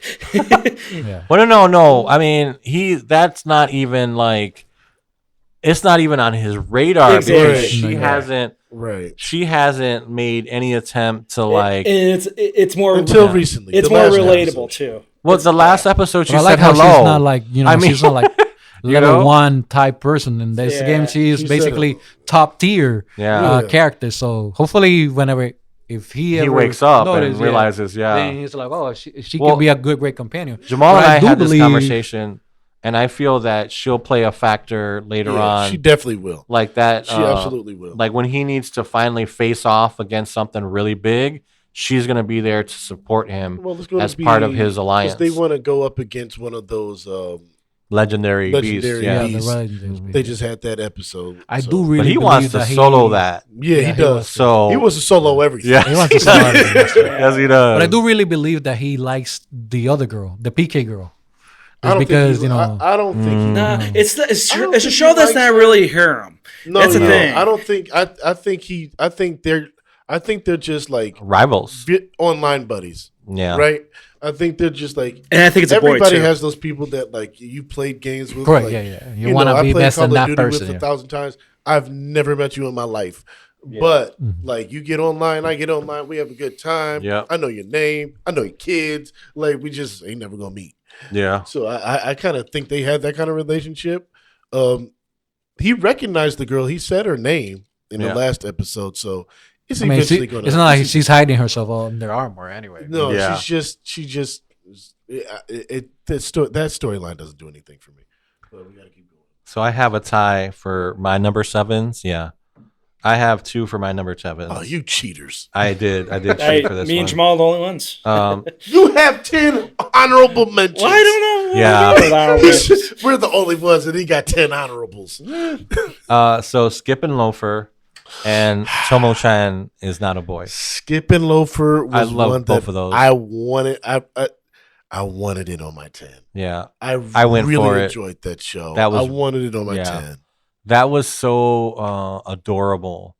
Like, it was so positive and so, like, refreshing for a slice of life. Iwakawa was so, Yeah. like, she was just like this burst of, like, energy, like, onto the scene where, like, I feel like she kind of, like, just created a different dynamic with all these characters that they were going on the path of their life. And here she is, and she's like, just her zeal for like what she wants to do, her authentic nature, and her genuine like desire to like do things that I think just kind of like motivated everybody around her. Yeah. And like, yeah, like just charged them up and gave them like almost like this new lease on life. Like, I don't have to be tied to the mistakes that I made in my past. Like, I can branch out, and like this girl's going to give me like a new lease on like what it means to be like just a high school student. And the fact that there's like a budding romance, but it's not the focus of it. Right. Like, they give you room to have like other relationships and other like stories, and the focus on her like trying different things and not focusing just on like, oh my God, how much she likes him and stuff. You could see it developing, but it's not forced. Right. And it's not like the single-minded focus like of other shows. And it's not her focus. No. It's not her focus at all. She's Yeah. very driven by her goal. Yeah. Well, she's a girl from the country, Yeah. and she's going to school in Tokyo. Yeah. It's Tokyo, right? Yep. She's from there, and she's going to school in Tokyo. Kind of wants to save her village by Yeah. going to Tokyo and become and coming a back. politician. Yeah. Becoming a politician so she can change kind of like the policies that she feels destroying her village. And so that's really admirable. Now, where you change it up is Tomo-chan is not a boy. It's not a girl. Is not a girl. Yeah. Is a girl. Is a girl. Tomo-chan is a girl. Tomo-chan's a girl. Is pretty much totally about a relationship. Yes. Totally about a romance, but is played entirely for laughs. That Yes. was like... It's the funniest one. That was one of the funniest ones of the year, and I think one of the most, not the most touching, because that I saved that for the top of my list. Well, the one that just like touched my heart the most, I saved that for the top of my list. Yeah, no shame. But these characters, especially Carol, man, oh my God, the characters in the characters make this show. The characters, all the make characters this show. except June, who's awful. Wow. Well, he's just the guy. He sucks. He's just the guy. He sucks. And he has his own arc. And me and Jamaal went back and forth about why he doesn't suck. Jamaal, like, yeah. Trash. But He's a trash character. And you know what? It made me like the show a lot less than I should have. yeah. And I went back and said I apologize. The show was better than I gave it credit for. Yeah. It's just the main male love interest. I did not like him at all. Yeah, he was more like the brooding, quiet type. And I don't think that Jamaal expected him to be more like assertive. No, and like, well, they had in. but I think Jamaal felt that he was very passive. and also figuring out himself and what he wants in Tomo kind of thing. Yeah, it was Yeah. weird, and he had a weird direction Yeah. because they were like, oh yeah, like all the girls wanted him in middle school, and now it's like nobody's looking in his direction, and then It's because of Tomo. I don't want to. I don't. All right. You know, it's a good show. It is a good show. He's just not a good character to me. I would say that he's the weakest link. Yes, of the by far. Yeah. But Oh. he does have funny moments. There's a moment where he was like protecting Tomo with the blonde boy, the cousin. Well, it was jealousy. That's yeah, when he's like, yeah, similar. that's Tomo. when he realizes, Yeah. like, no. Yeah. Not my Tomo. And whenever Mizuzu fucks around with him, basically. Yeah. That and then there was the time where She's probably the best villain of the year. She is. The best today for sure. Yeah. Best today. So the show is Tomogachi's. No, Tomogachi. Tomo-chan is a girl. Tomo-chan. Yeah, Yeah. that's another show. Tomo-chan is a girl. What was Put it on my list. I'm putting it on my Skip list. it Got over. a lot of homework. Well, I do have. I do Skip and have. Loafer, just to say, I think we said Skip and Loafer had one of the best friend groups. Yes. Clicks, yeah. Similar horror, So, Mia. you know, Yeah. all these shows always have friend groups, and we said Skip and Loafer has one of Well, the I best think they friend have the groups of most show. developed Yes. like characters, because even the girl who doesn't like her has her reasons for not liking her, and how she's trying to fit in, and how it's so much work for her when it seems like it's so casual for everybody else. And as she learns, like, wait, it's not. It's like they're going through their own stuff too. And I really like that, because you get to see each character. They're not one-dimensional characters. They actually are developed and have like these multiple dimensions to them. I thought that was really well done. You don't see that a lot. It's a show adults could like, but Yeah. it's a show that, like, if you have kids, especially if teenagers, I think It's a this is wonderful great show to show, show. Yeah. It has a very positive outlook on life, and a very, I want to say, like I said, not complicated, but not simplistic. Mhm. Yeah, there's definitely enough here where like kids will walk away with lessons. My number 7 would have to be Don't make me throw you out the window. no, Spy Family season 2. Okay. Fair. I assumed this show would play it safe, or at least hold off the epic moments during season 2. The first few episodes of Spy Family, I wasn't too sure where we're going with it. Not to flack on Horror Mia pieces, but that's what it felt like. It felt like all these episodes in the beginning were filler. But then came this cruise ship arc out of nowhere, and that's the best thing ever. And I have it higher than the Shibuya arc, mainly because more of the comedic beats, more of Yor showing off her prowess. Because Jack has many favorite female protagonists in the anime, but yours beyond top tier. She's fucking awesome. Well, that's fine. That's fair. And Anya had her moments, but Anya surprisingly is kind of like held off for comedic effect, and I like that because they don't go to the school too much. And then Lloyd had the funniest moment of the season where the agency had to describe him what a vacation is. He's so business minded and so on the nose with his job. He's like, I'm supposed to enjoy myself. Well, I think, like we said, I think a big theme of this show this season is work-life balance. Oh yeah. I think that is a big theme of this season because, like he said, he didn't know what a vacation was, but even while Yor is completing his mission, she's starting to think, like, why am I doing this? Yeah. I don't want to do this anymore. I want to be with my family. Like she starts to question herself to the point where she's losing her edge. Yeah. And she's starting to lose this fight because she's starting to question how much time she's devoting to work. And so, again, I think that theme of work-life balance is really resonating in this show this season. Yeah. And like first season, Yor is held back just a smidge, but just there with like how awesome she is. And then sure enough, this one is unleashed. So if you haven't caught up with this point, and this is before the freaking movie next year. So don't get your assumptions. Because I haven't even watched anything else. Yeah. So, I think I agree. I think season 1 was a lot of Lloyd's exploits. Pretty much Lloyd. And I think this season they're showing a lot of Yor. Yeah. It did not make my 10, and it's because of the slow start. Yeah, the slow start is really The slow start is what Yeah. prevented it from being a 10 for me. I just didn't know where they're going. with it. So yeah, you haven't watched it. The first 2 or 3 episodes, they're going to be a little rough. I watched the first 2 episodes and I kind of like left it. The second Yeah. episode sucks. Yeah. It does. They're a little rough. You're going to Yeah. have to push through it a little bit. Yeah, there's But a few once things you get where, to this yeah. Yor protection arc, it's fantastic. It really picks up from there. Okay. Really picks up. I'm looking forward to it. My number 7, this is a show that I enjoyed a lot. I talked about it. I think I talked about it with Jack in the episode that's been yet to be released, but it's coming soon. This was a Hulu exclusive, Tengoku Daimyo, Yeah, it's good. Heavenly Delusion. It is a good. It's definitely one of the best sci-fi shows of the year, if not the only. Yeah. Yeah, sci-fi dystopian show. I really enjoyed this show. It was something that I just randomly watched. I'm like, okay, Hulu's doing anime now. Let's see what this is about. And I was pleasantly surprised. It has a little, Promised Neverland meets Last of Us. The Last of Us. Yeah. Yes. Promised Neverland meets The Last of Us. That's a phenomenal way of putting it. If you get a chance, check it out. All right. Alberto, Awesome. number It's one of 6. those ones you can't spoil too Can we much. do Yeah. Suharu 6 and 5? As much as you can. Just do 6.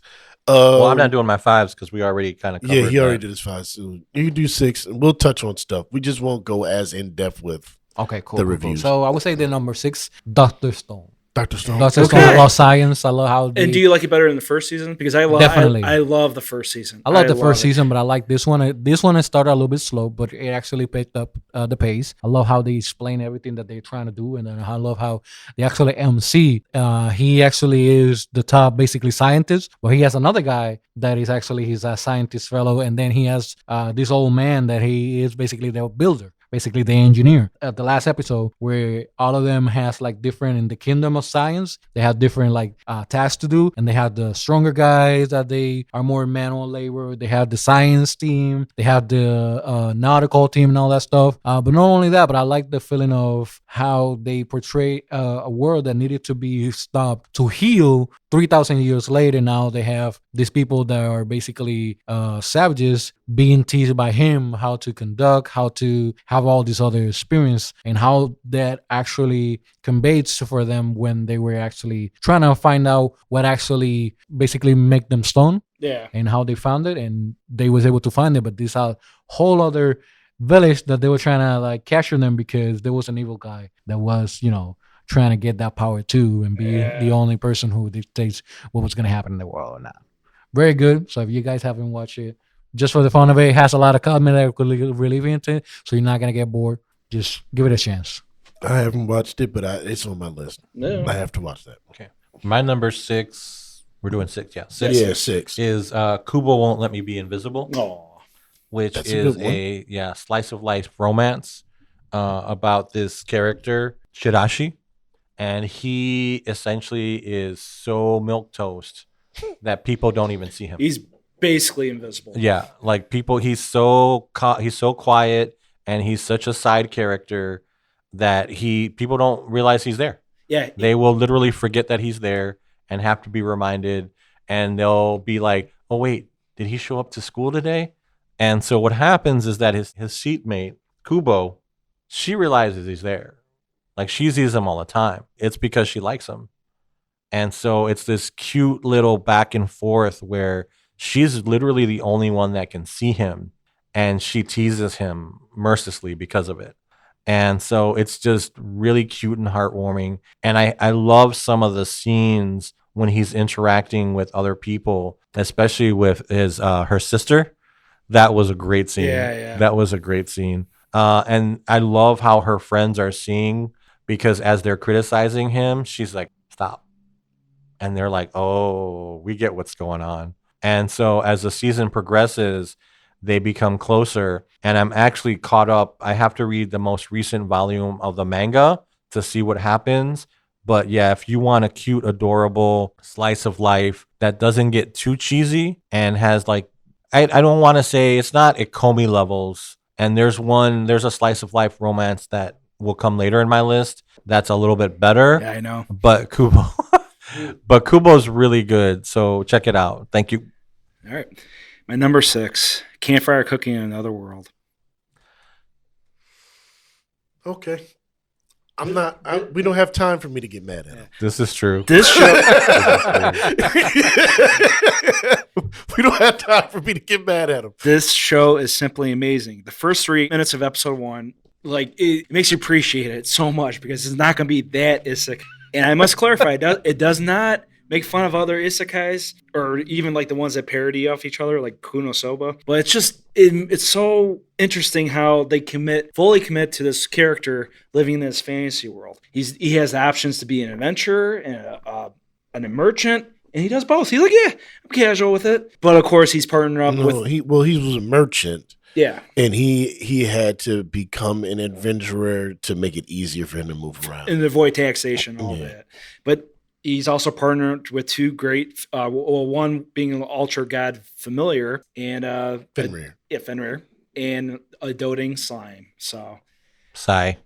And that's one. Fell and Sai. Mm-hmm. They're wonderful characters, and it's officially my number 1 cooking anime. Oh my God. Stop it with my number 1. It's officially my number 1. No. No, You can't make it your number 6 and then call it your number 1. It's like you can't do that. My Jack. 6, but Or number cooking. 1. Yeah. but Or number cooking. one, cooking anime. Yeah, Campfire Cooking is a great show, man. That's actually my number 3. Okay. It's food porn. It Yes. is. It's food porn. And Mappa details these foods But they handle perfectly. it so well to the Yeah. point where you don't feel like it's food porn. Right. Like Restaurant to Another World, I would have said was like food porn. But this one, I don't know that it makes you hungry and it Right. makes you want to try. Like I Right. actually tried some of the dishes in the show at this one place we go to called Mitsuwa. The He's reason been there. the reason I haven't actually looked at any anime that has cooking food is just Makes you hungry. yeah, bro. Makes you I hungry. And can't- this is I can't look at it and not have it in front of me. And You know this what I is mean? the best. Yeah. Yeah, this is I have to kind of agree with Jack. Mhm. This is one of the more top ones. This Yeah. this is a very good show because it has the cooking, but the cooking serves a purpose. Yeah. But it's not always about the cook. They have a meal that he makes each episode, but there's more that's going on the outside. So it's a very good show, especially for a fan of isekai. I think you'd really enjoy it. All right, go ahead, Jamaal. My number 6, we're not going to have to discuss much, is Zom 100. Yeah, we've So pretty much we Yeah, covered pretty that. good. we've beaten that. to So death. yeah, so my Yeah. 6 and 5 we pretty much covered. So go ahead, but you're out. So I Number was 5. saying my number 5 is and we already talked about it. Kimetsu no Yaiba, Demon Slayer. Yep.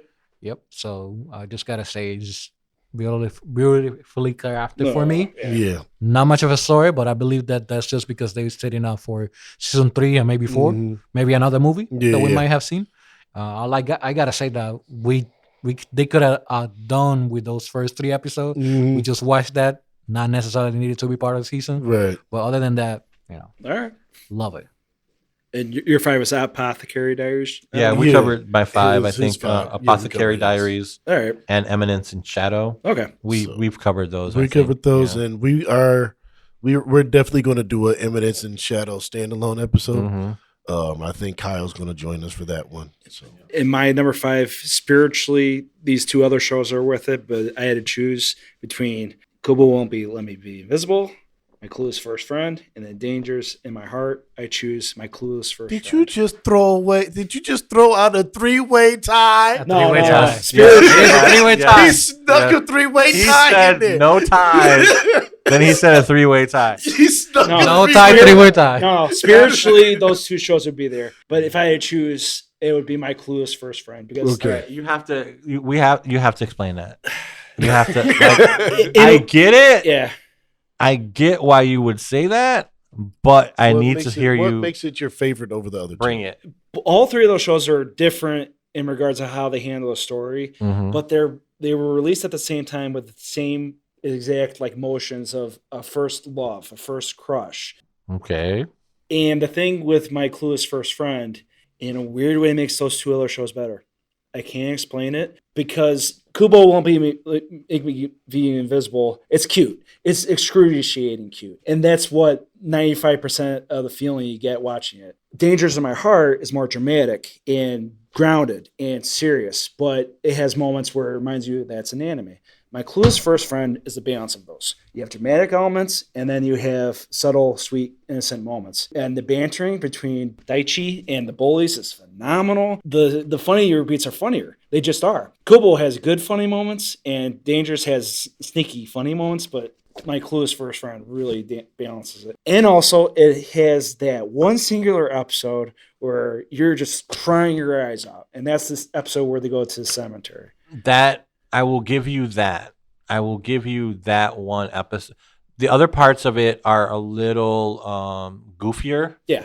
than the other 2. I don't know. I think there's funnier because it plays it more for the comedy. But I think it lacks, like you said, it's not as grounded or as I think well done as the other 2 shows are doing what they do Yeah. a lot better than Clueless First Friend does it. Million times. But that one episode where he realizes what she's been through and the reality of like her life, and it stops. Like it pulls the brakes on the entire show and says, "Hey, this just happened. This is what we're going with." I'm learning. The emotional weight of that show did not match the tonality of the rest of the show, Yeah. but it worked so well that it kept me going. If it hadn't had that episode, I would have stopped. Yeah. But because it had that episode, I kept going. Yeah, and those two other shows, they definitely are up there. And because I can't help but think about my close friend now, I casually watch it with YouTube clips and everything. Compared to Kubo, compared to Dangers. And Dangers had that weird ending at the end for this first season. I'm like, okay, I had that feeling, but I'm still going to love and praise those other shows. Yeah. To be fair, I got to go back and listen, but to be fair, I think that's consistent with what Jack said during And no, but it was like a seasonal wrap. Yeah, it was a revelation. I originally had Dangers higher, and because it's that excellent. The music's my favorite of the year. You did say that, but I think I feel like I remember you saying that you may have liked Clueless a little more, but Dangers was better. I think that's what you said. Yeah. So that's fairly consistent with what you said earlier. So I'm not going to be mad at you. No. Edwin's going to hate you because Dangers of My Heart is up there. If that's not Edwin's 1 or 2, I'm going to be mad. Go ahead. So number 5, this is another one we already covered. We don't need to speak on. My number 5 is Buddy Daddies. Wonderful. Alberto? So, Alberto, you're number 4. My number 4, I gotta say, is By the Grace of Gods. Okay, you've been catching up with it then. Yeah. This is a show, to be honest, and I gotta put it like this: it doesn't make me feel nothing. I'm not happy. I'm not sad. I'm not nothing. Like it don't.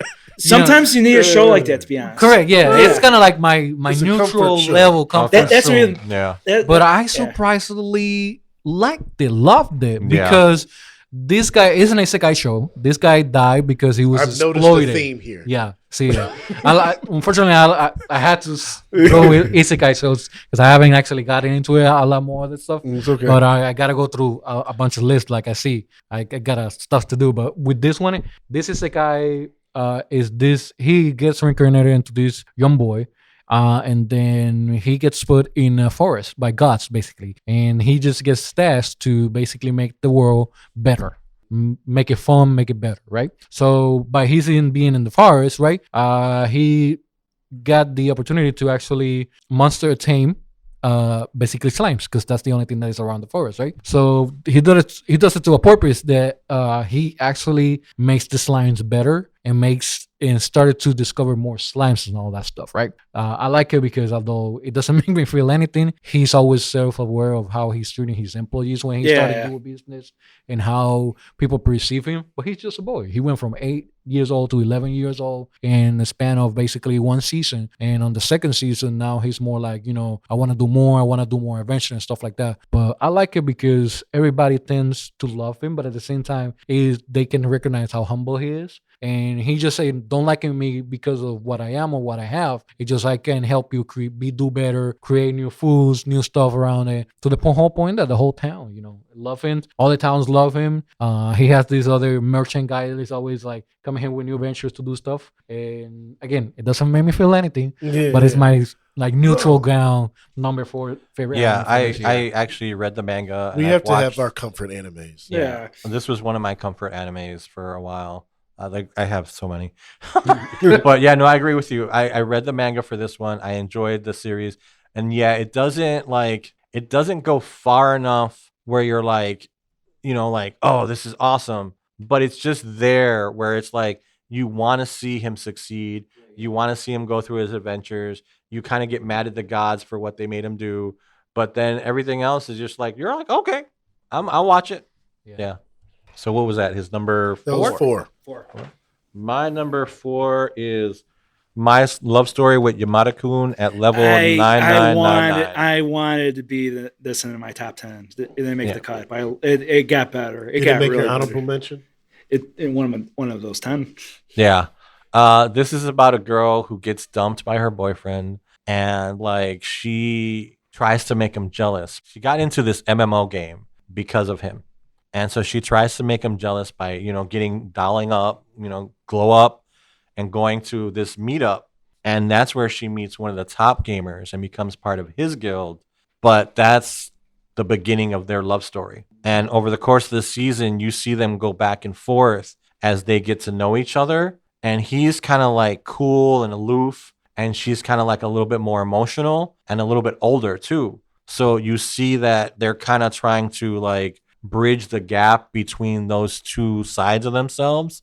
and the side characters that get involved and everything. I really liked it, Jack. I don't know why it wasn't in your top 10 because we talked about this too. Well, Mike Lewis' first friend technically overcoming romance. It is. It's just what it is. Jack was like, I'm going to make this list. There's just going to be one romance, and I'm going to throw Otaku Elf to the wolves. And that's what happened with this list. Well, speaking of number 4, another romance that technically could be a romance, but it's a million other things. Apothecary Diaries. We'll save it for our review because that one needs to be episode by episode, minute by minute. Yeah. Review. So yeah, we'll make a Apothecary Diaries. Well, I'm glad that it makes that high. Write that one list. down as another standalone episode we need to do. Fair. Yeah. Okay. So my number 4 is a show that this is another one that I wasn't expecting to watch or like, but it was hype bombed to me. And so because it was hype bombed to me, I watched it and it actually lived up to the hype and I really enjoyed this show. So shout out to Kyle because he's texting me now because he just got his solo leveling hoodie in. Oh, nice. I can't wait for that one. He's the one that put me on this show, and I'm not a soccer guy, but Blue Lock is my number 4. All right, wonderful. Oh, wow. I have it in my list to actually. I watch, yeah. really enjoyed this show. I love sports. Soccer's never been one that I got into. Football, if you're You anywhere else. ever watch Ted Lasso at least? No. Okay. Couldn't care less. Fair. But this was your show. That's on Apple TV, right? Yeah. I got it for free now, so I could actually watch it. But yeah, like it's I wasn't expecting to like this as much as as I did. But they're basically trying to field a great soccer team and find the best striker. And they're in this facility called Blue Lock to try to find the best one. So really good show. This first season, I think, had like 24 episodes. Wow. It was a very long season. Yeah. Very good. And they're starting their next thing is going to be a movie based on the character of Nagi, which is one of the more popular characters. So Blue Lock, my number 4. All right, good. Number 3, top 3s. All right. I gotta say, and we actually talked about it earlier, Jujutsu Kaisen. Phenomenal. Jujutsu Kaisen is so beautifully crafted, music, animation, everything. I like how the animators actually go between animations. The I like MVPs. them one more than other, but to be honest, Jujutsu Kaisen, it is what it is. Even the music itself, it's captivating to me. It's something that, even if I didn't know about it, you tell me today, I will really be interested in it, the entire thing. I know. My number 3 was Jack already on Jack's list as Campfire Cooking in Another World. No shame in that. Mhm. My number 3, Hell's Paradise. Now, a little side note, I've been reading the manga with the anime, and the ending conclusion of the first season, where they're at the gate with facing the Tengen, both versions I recommend it because the manga is less detailed but even gloomier, No, whereas the anime makes it more action packed and glorious. So if you want different perspectives, I highly recommend reading the manga. I'm going to finish the manga before season 2. Well, I'm glad that this made it into your top 3 because I was going to be really upset if it didn't. It's officially my favorite. Because- It's officially my favorite. Don't you start. Battle Royale. Battle Royale? All right. Jamaal. It kind of feel like a Battle Royale. He's I got to finish it then. Yeah. My number 3, funnily enough, my number 3 was Campfire Cooking. Yeah. There you go. All right, cool. So we're at 2. And Alberto, if your number 1 is not what I think it is, if one of these isn't your number 1 or 2, I'll throw you out the window. All right, cool. But So my continue. number 2, I got to say it, Shingeki no Kyojin. Attack on Titan. That Okay. finale Okay. was beautiful. Okay. They could have made it a movie, and I would have actually seen 25 times to the movie theater to see that film. So you like the Henjis? That was your number 2? That's my number 2. That's my number 2 as well. So Yeah. Well, I have to say, it's just So, beautiful, we bro. got, It's just even the story on it at the very top, at the very end of it. And spoilers, if you guys have not finished it, whoever is listening, right? Everyone does. It didn't matter. Whatever he did, it didn't matter.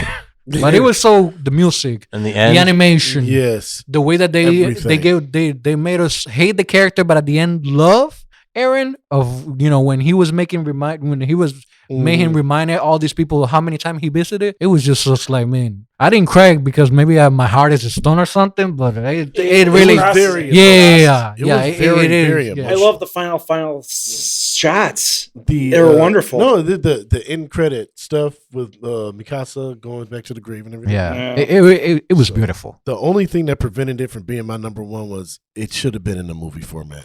That's In- my in- whole in reaction too. Yes, And formatting it makes a big difference. Presentation makes a big deal. Yeah. yeah. The first half with Henji's demise, it was So- like Make me end up with a bang, and then yeah. we already waited for It why would've not been- make it a It movie? would have been a good middle part in my whole opinion.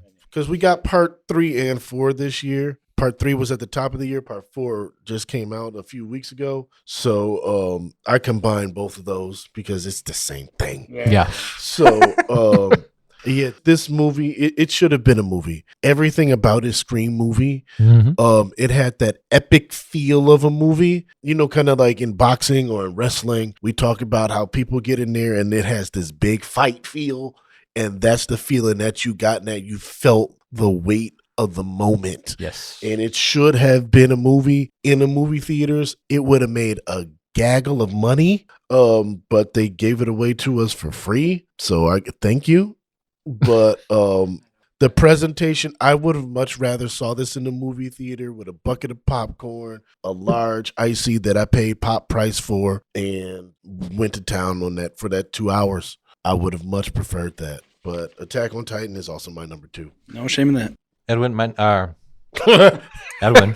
Yep. Hello. I have not finished watching Attack on Titan, so I kind of tuned out because I didn't want to hear the spoilers. Or No anything. shame. So Frieren is my number 2. Okay. Same here. Yeah. Same here. I expected that. Same Okay. here. Okay. Okay. Same Okay. here. Jack. That was a window one. So Yep. that's okay. Yep. That's okay. Yeah, this came out of nowhere and just like stole my heart because like I was not expecting to like this show as much as I do, but this almost feels like if you went back to Lord of the Rings like 100 years later and you were just like I gotta see that. taking a deep breath and just slowly and calmly walking through Middle Earth, retracing the trip that they had taken, but with new people. Yeah.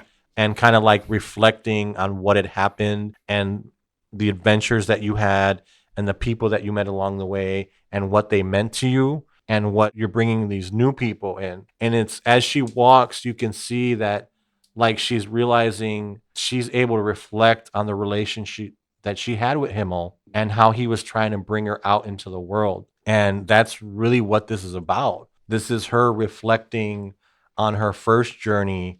But you also have these insane battles Yes. that are really, really cool.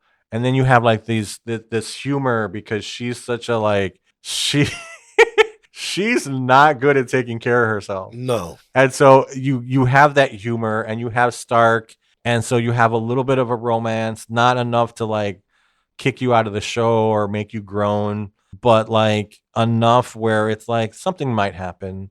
And so that's cute.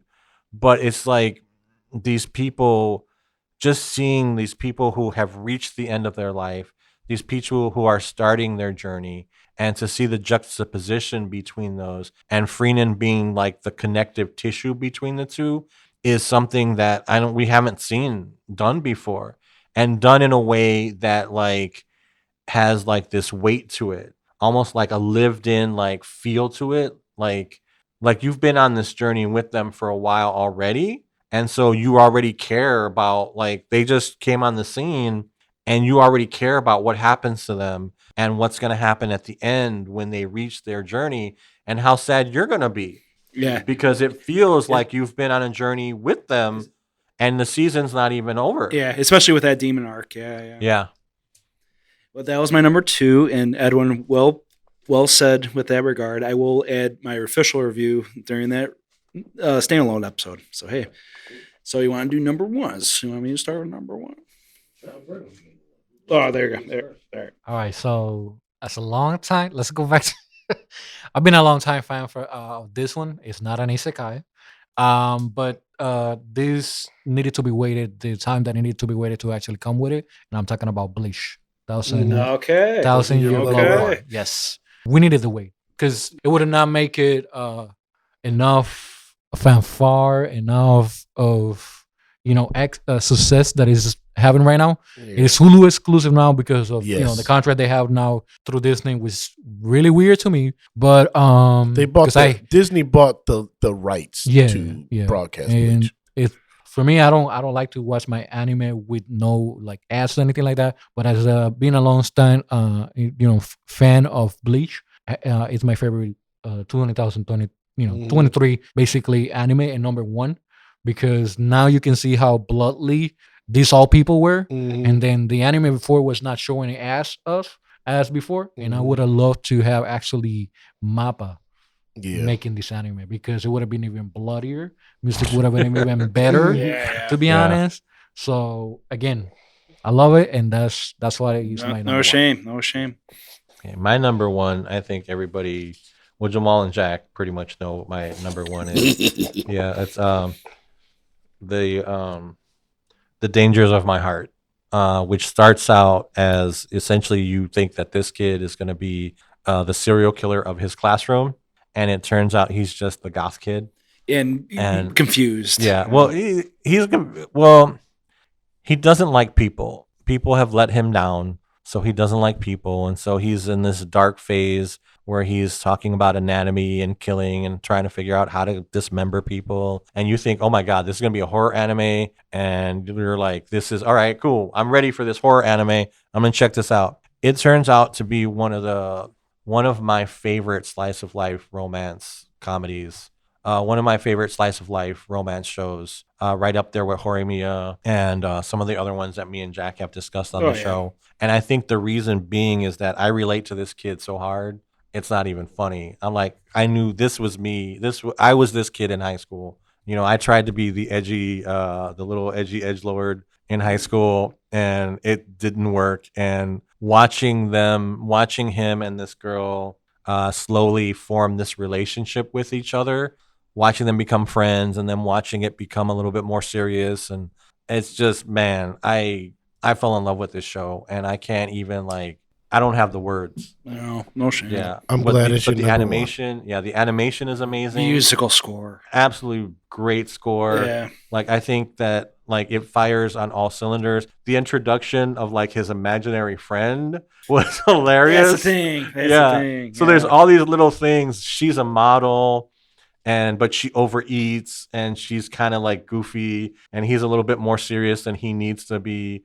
And watching them on their first kind of date go together, and them just trying to figure these things out is it just came in and stole everything this year, and was nothing stood a chance, and ended up being my number one. So check it out, because and that's High Dive as well, correct? Yes. Another High Dive exclusive. So good job, High Dive, this year. Yeah, very much. Similar to Edwin, this one's not a shocker. For the keen listeners and my friends, my number one is Tomo-chan's a girl. Yep. That's fine. Yeah. Okay. So, wait, hold on. Oh, okay. I'm mad again. Well, Tomo-chan, if that wasn't in your top 5, I would have been mad. But I'm sorry. I'm going to let you finish. But I'm getting my Kanye on right now. I'm going to let you finish. But I am very, very upset that Trigun was not in your 10. That's some honorable I don't want to hear it. I don't want to hear it. You said it. You said it. Oh, my God. I don't want to hear it. Because the cliffhanger. No, I don't want to hear it. We have to walk out now. It's done. Let's go, guys. I don't want to hear it. Because Jack has told us for years. My number one was the best show. Everybody knows what it was. It was Jujutsu Kaisen. All right. The number one show. It hit on all cylinders. It's still going. Battles are epic. It's emotional. Something that you said about how evil is evil. Sukuna is straight evil. And I love it. Yeah. And I love it. So number one, Jujutsu Kaisen. Let us know who you think had the best list. I know mine was, but let us know who you think has the best list. Alberto's is pretty. And we're going to continue to fuss at Jack while we eat. Hey, thanks for the invite. Thank you for having me. I hope that I continue to do this. No, you will. You will. You'll be next back. year, just let me know in advance so I can just put it through my work, and then because I work on Saturdays, so I can just I got better things to do on Saturdays. Yeah. Again, thank you guys, and this has been fun. Hopefully to be back. Bye. Hello, everybody. This is Jack again. On behalf of the 950 Club Anime Podcast, I'd like to thank each and every listener that has tuned in and listened in to this great end of the year special of 2023. On behalf of the 950 Club as well, I'd like to personally thank Jamaal, Edwin, and Alberto, and our future guests as well for chiming in and helping us out with our newer recording sessions. I wanted to start off fresh with our best of 2023, and I think this was a good way to start off the new year. It's just in time for the Crunchyroll Awards, so we're excited to keep on recording and keep on recording and keep on recording. However, before I end this post-production recording session of mine, as you have noticed listening in to our final minutes of the end of the year special, I did not have time to describe my favorite show of 2023, which is Tomo-chan is a Girl. So, because I'm the producer, I say why not? I must have to talk about this show because it ties in with the themes of me and the podcast. So, without further ado, I'm going to read this prompt that I written prior, and I think it summarizes best what I've been feeling with this show. So, here we go. 2023. Seriously, it's a legendary year in anime. Shows like Jujutsu Kaisen, Spy Family, and Demon Slayer not only have these shows been gateway shows for newer fans, but they also make older fans like me deeply love anime more. But once again, I have to state, this is my top 10 list, and my number one is my choice alone. I tend to use my top 10s as a way to reflect my state of mind in 2023, and my number one is super personal for me, and also one I have chosen over future all-time classics. As mentioned before, Frieren easily will be one of my all-time favorite stories ever. I just know it. But that sits at number 2. Hell's Paradise. I'm reading the manga as we speak, and I'm definitely going to pick up where we left off, and I can't wait to finish that story. For all I know, Hell's Paradise will probably premiere in the next year or two. I can't wait that long. I need to finish it, and I need that goddamn box set today. And yeah, all the other top 10 shows for me will always have that place in my heart, as with every other show I've been watching from the years I've been doing this podcast. Partially why I picked a certain anime to be my favorite for each year is what's been going on with me, like what reflects my state of being in 2023. What was 2023 for Jack? Well, and it's a simple answer. It's this podcast. Ever since starting up the show with my friends, new challenges have arisen and more challenges abound. And trust me, I thought I had the perfect game plan, but I didn't. And that's part of the lessons I had to learn about podcasts. One quote I can't help but think about is from Bryant Last, the curator for the Jim Cornette Experience. He basically says, nobody knows the podcast business, even the ones that are in it. And it's true. All we know is that we're just having this grand old experiment and seeing where it goes. So beyond that, even with the technical stuff I have to deal with, it is still a rewarding experience. Mainly because of the ethos of this podcast. That really deep dive in what anime has to offer. And even though there's shows that are gaining popularity here and there, and of course shows I haven't seen yet, they're popular anyway. We don't need to emphasize what is popular per se, or what you have to check out. We have to reflect on the ones that are important to us. Should be mentioned in all regards. And my number one choice is Tomo-chan is a Girl. And yeah, without this podcast, I would have missed this show. And that's curious because I would have liked this show. I have seen shows prior like Call Me Can't Communicate and Toradora. The Tomo-chan is a Girl was literally the first thing I watched this year. And right as I turned on that dial, I just fell in love. I don't know how to explain it. I basically wanted to live in this world, this beautiful, awesome high school environment with all these great characters, all these great friends. I feel like I've been friends with these guys. And Tomo with her brash attitude and charming personality, I just love her. She's a diamond in the rough. Then you got Mizuzu, you got Carol. Oh my God, they're funnier and funnier by the minute. And yes, June, the problematic child. I like June. And Jamaal's criticism of June, I can respect it. And I can see why it would be kind of a turnoff, at least with romance protagonists. However, June has his moments, and June is one of those characters that I can understand the rationale. It's probably the most unique reason why he stonewalled this relationship of his.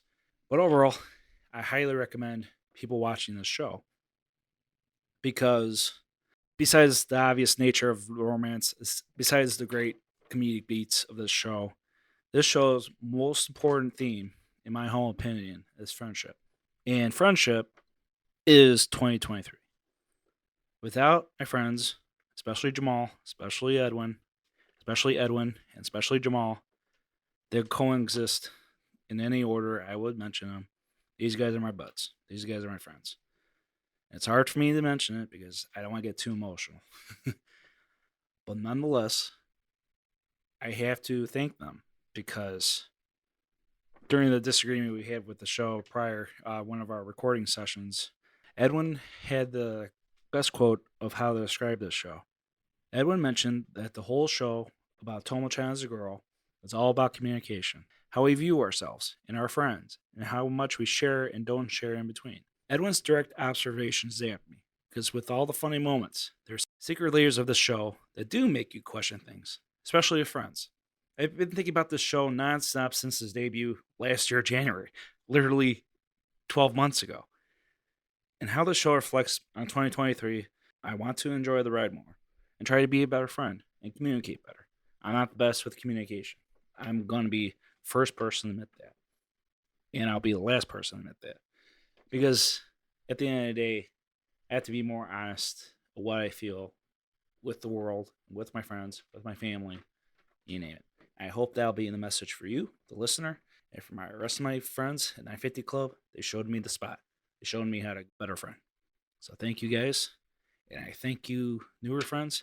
And I'd like to give a special shout out for Martin as well, because Martin read the manga before any of us and had the most genuine reaction of this show ever.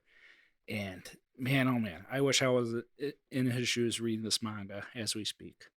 So I hope to record with him soon. I love you, buddy, and I got your Christmas present. That took a lot out of me, and I thank you guys for being patient with this show. I know we're not the fastest of the bunch. We just hope to ride that wave and just have a good time talking with friends. That's the whole point of this podcast.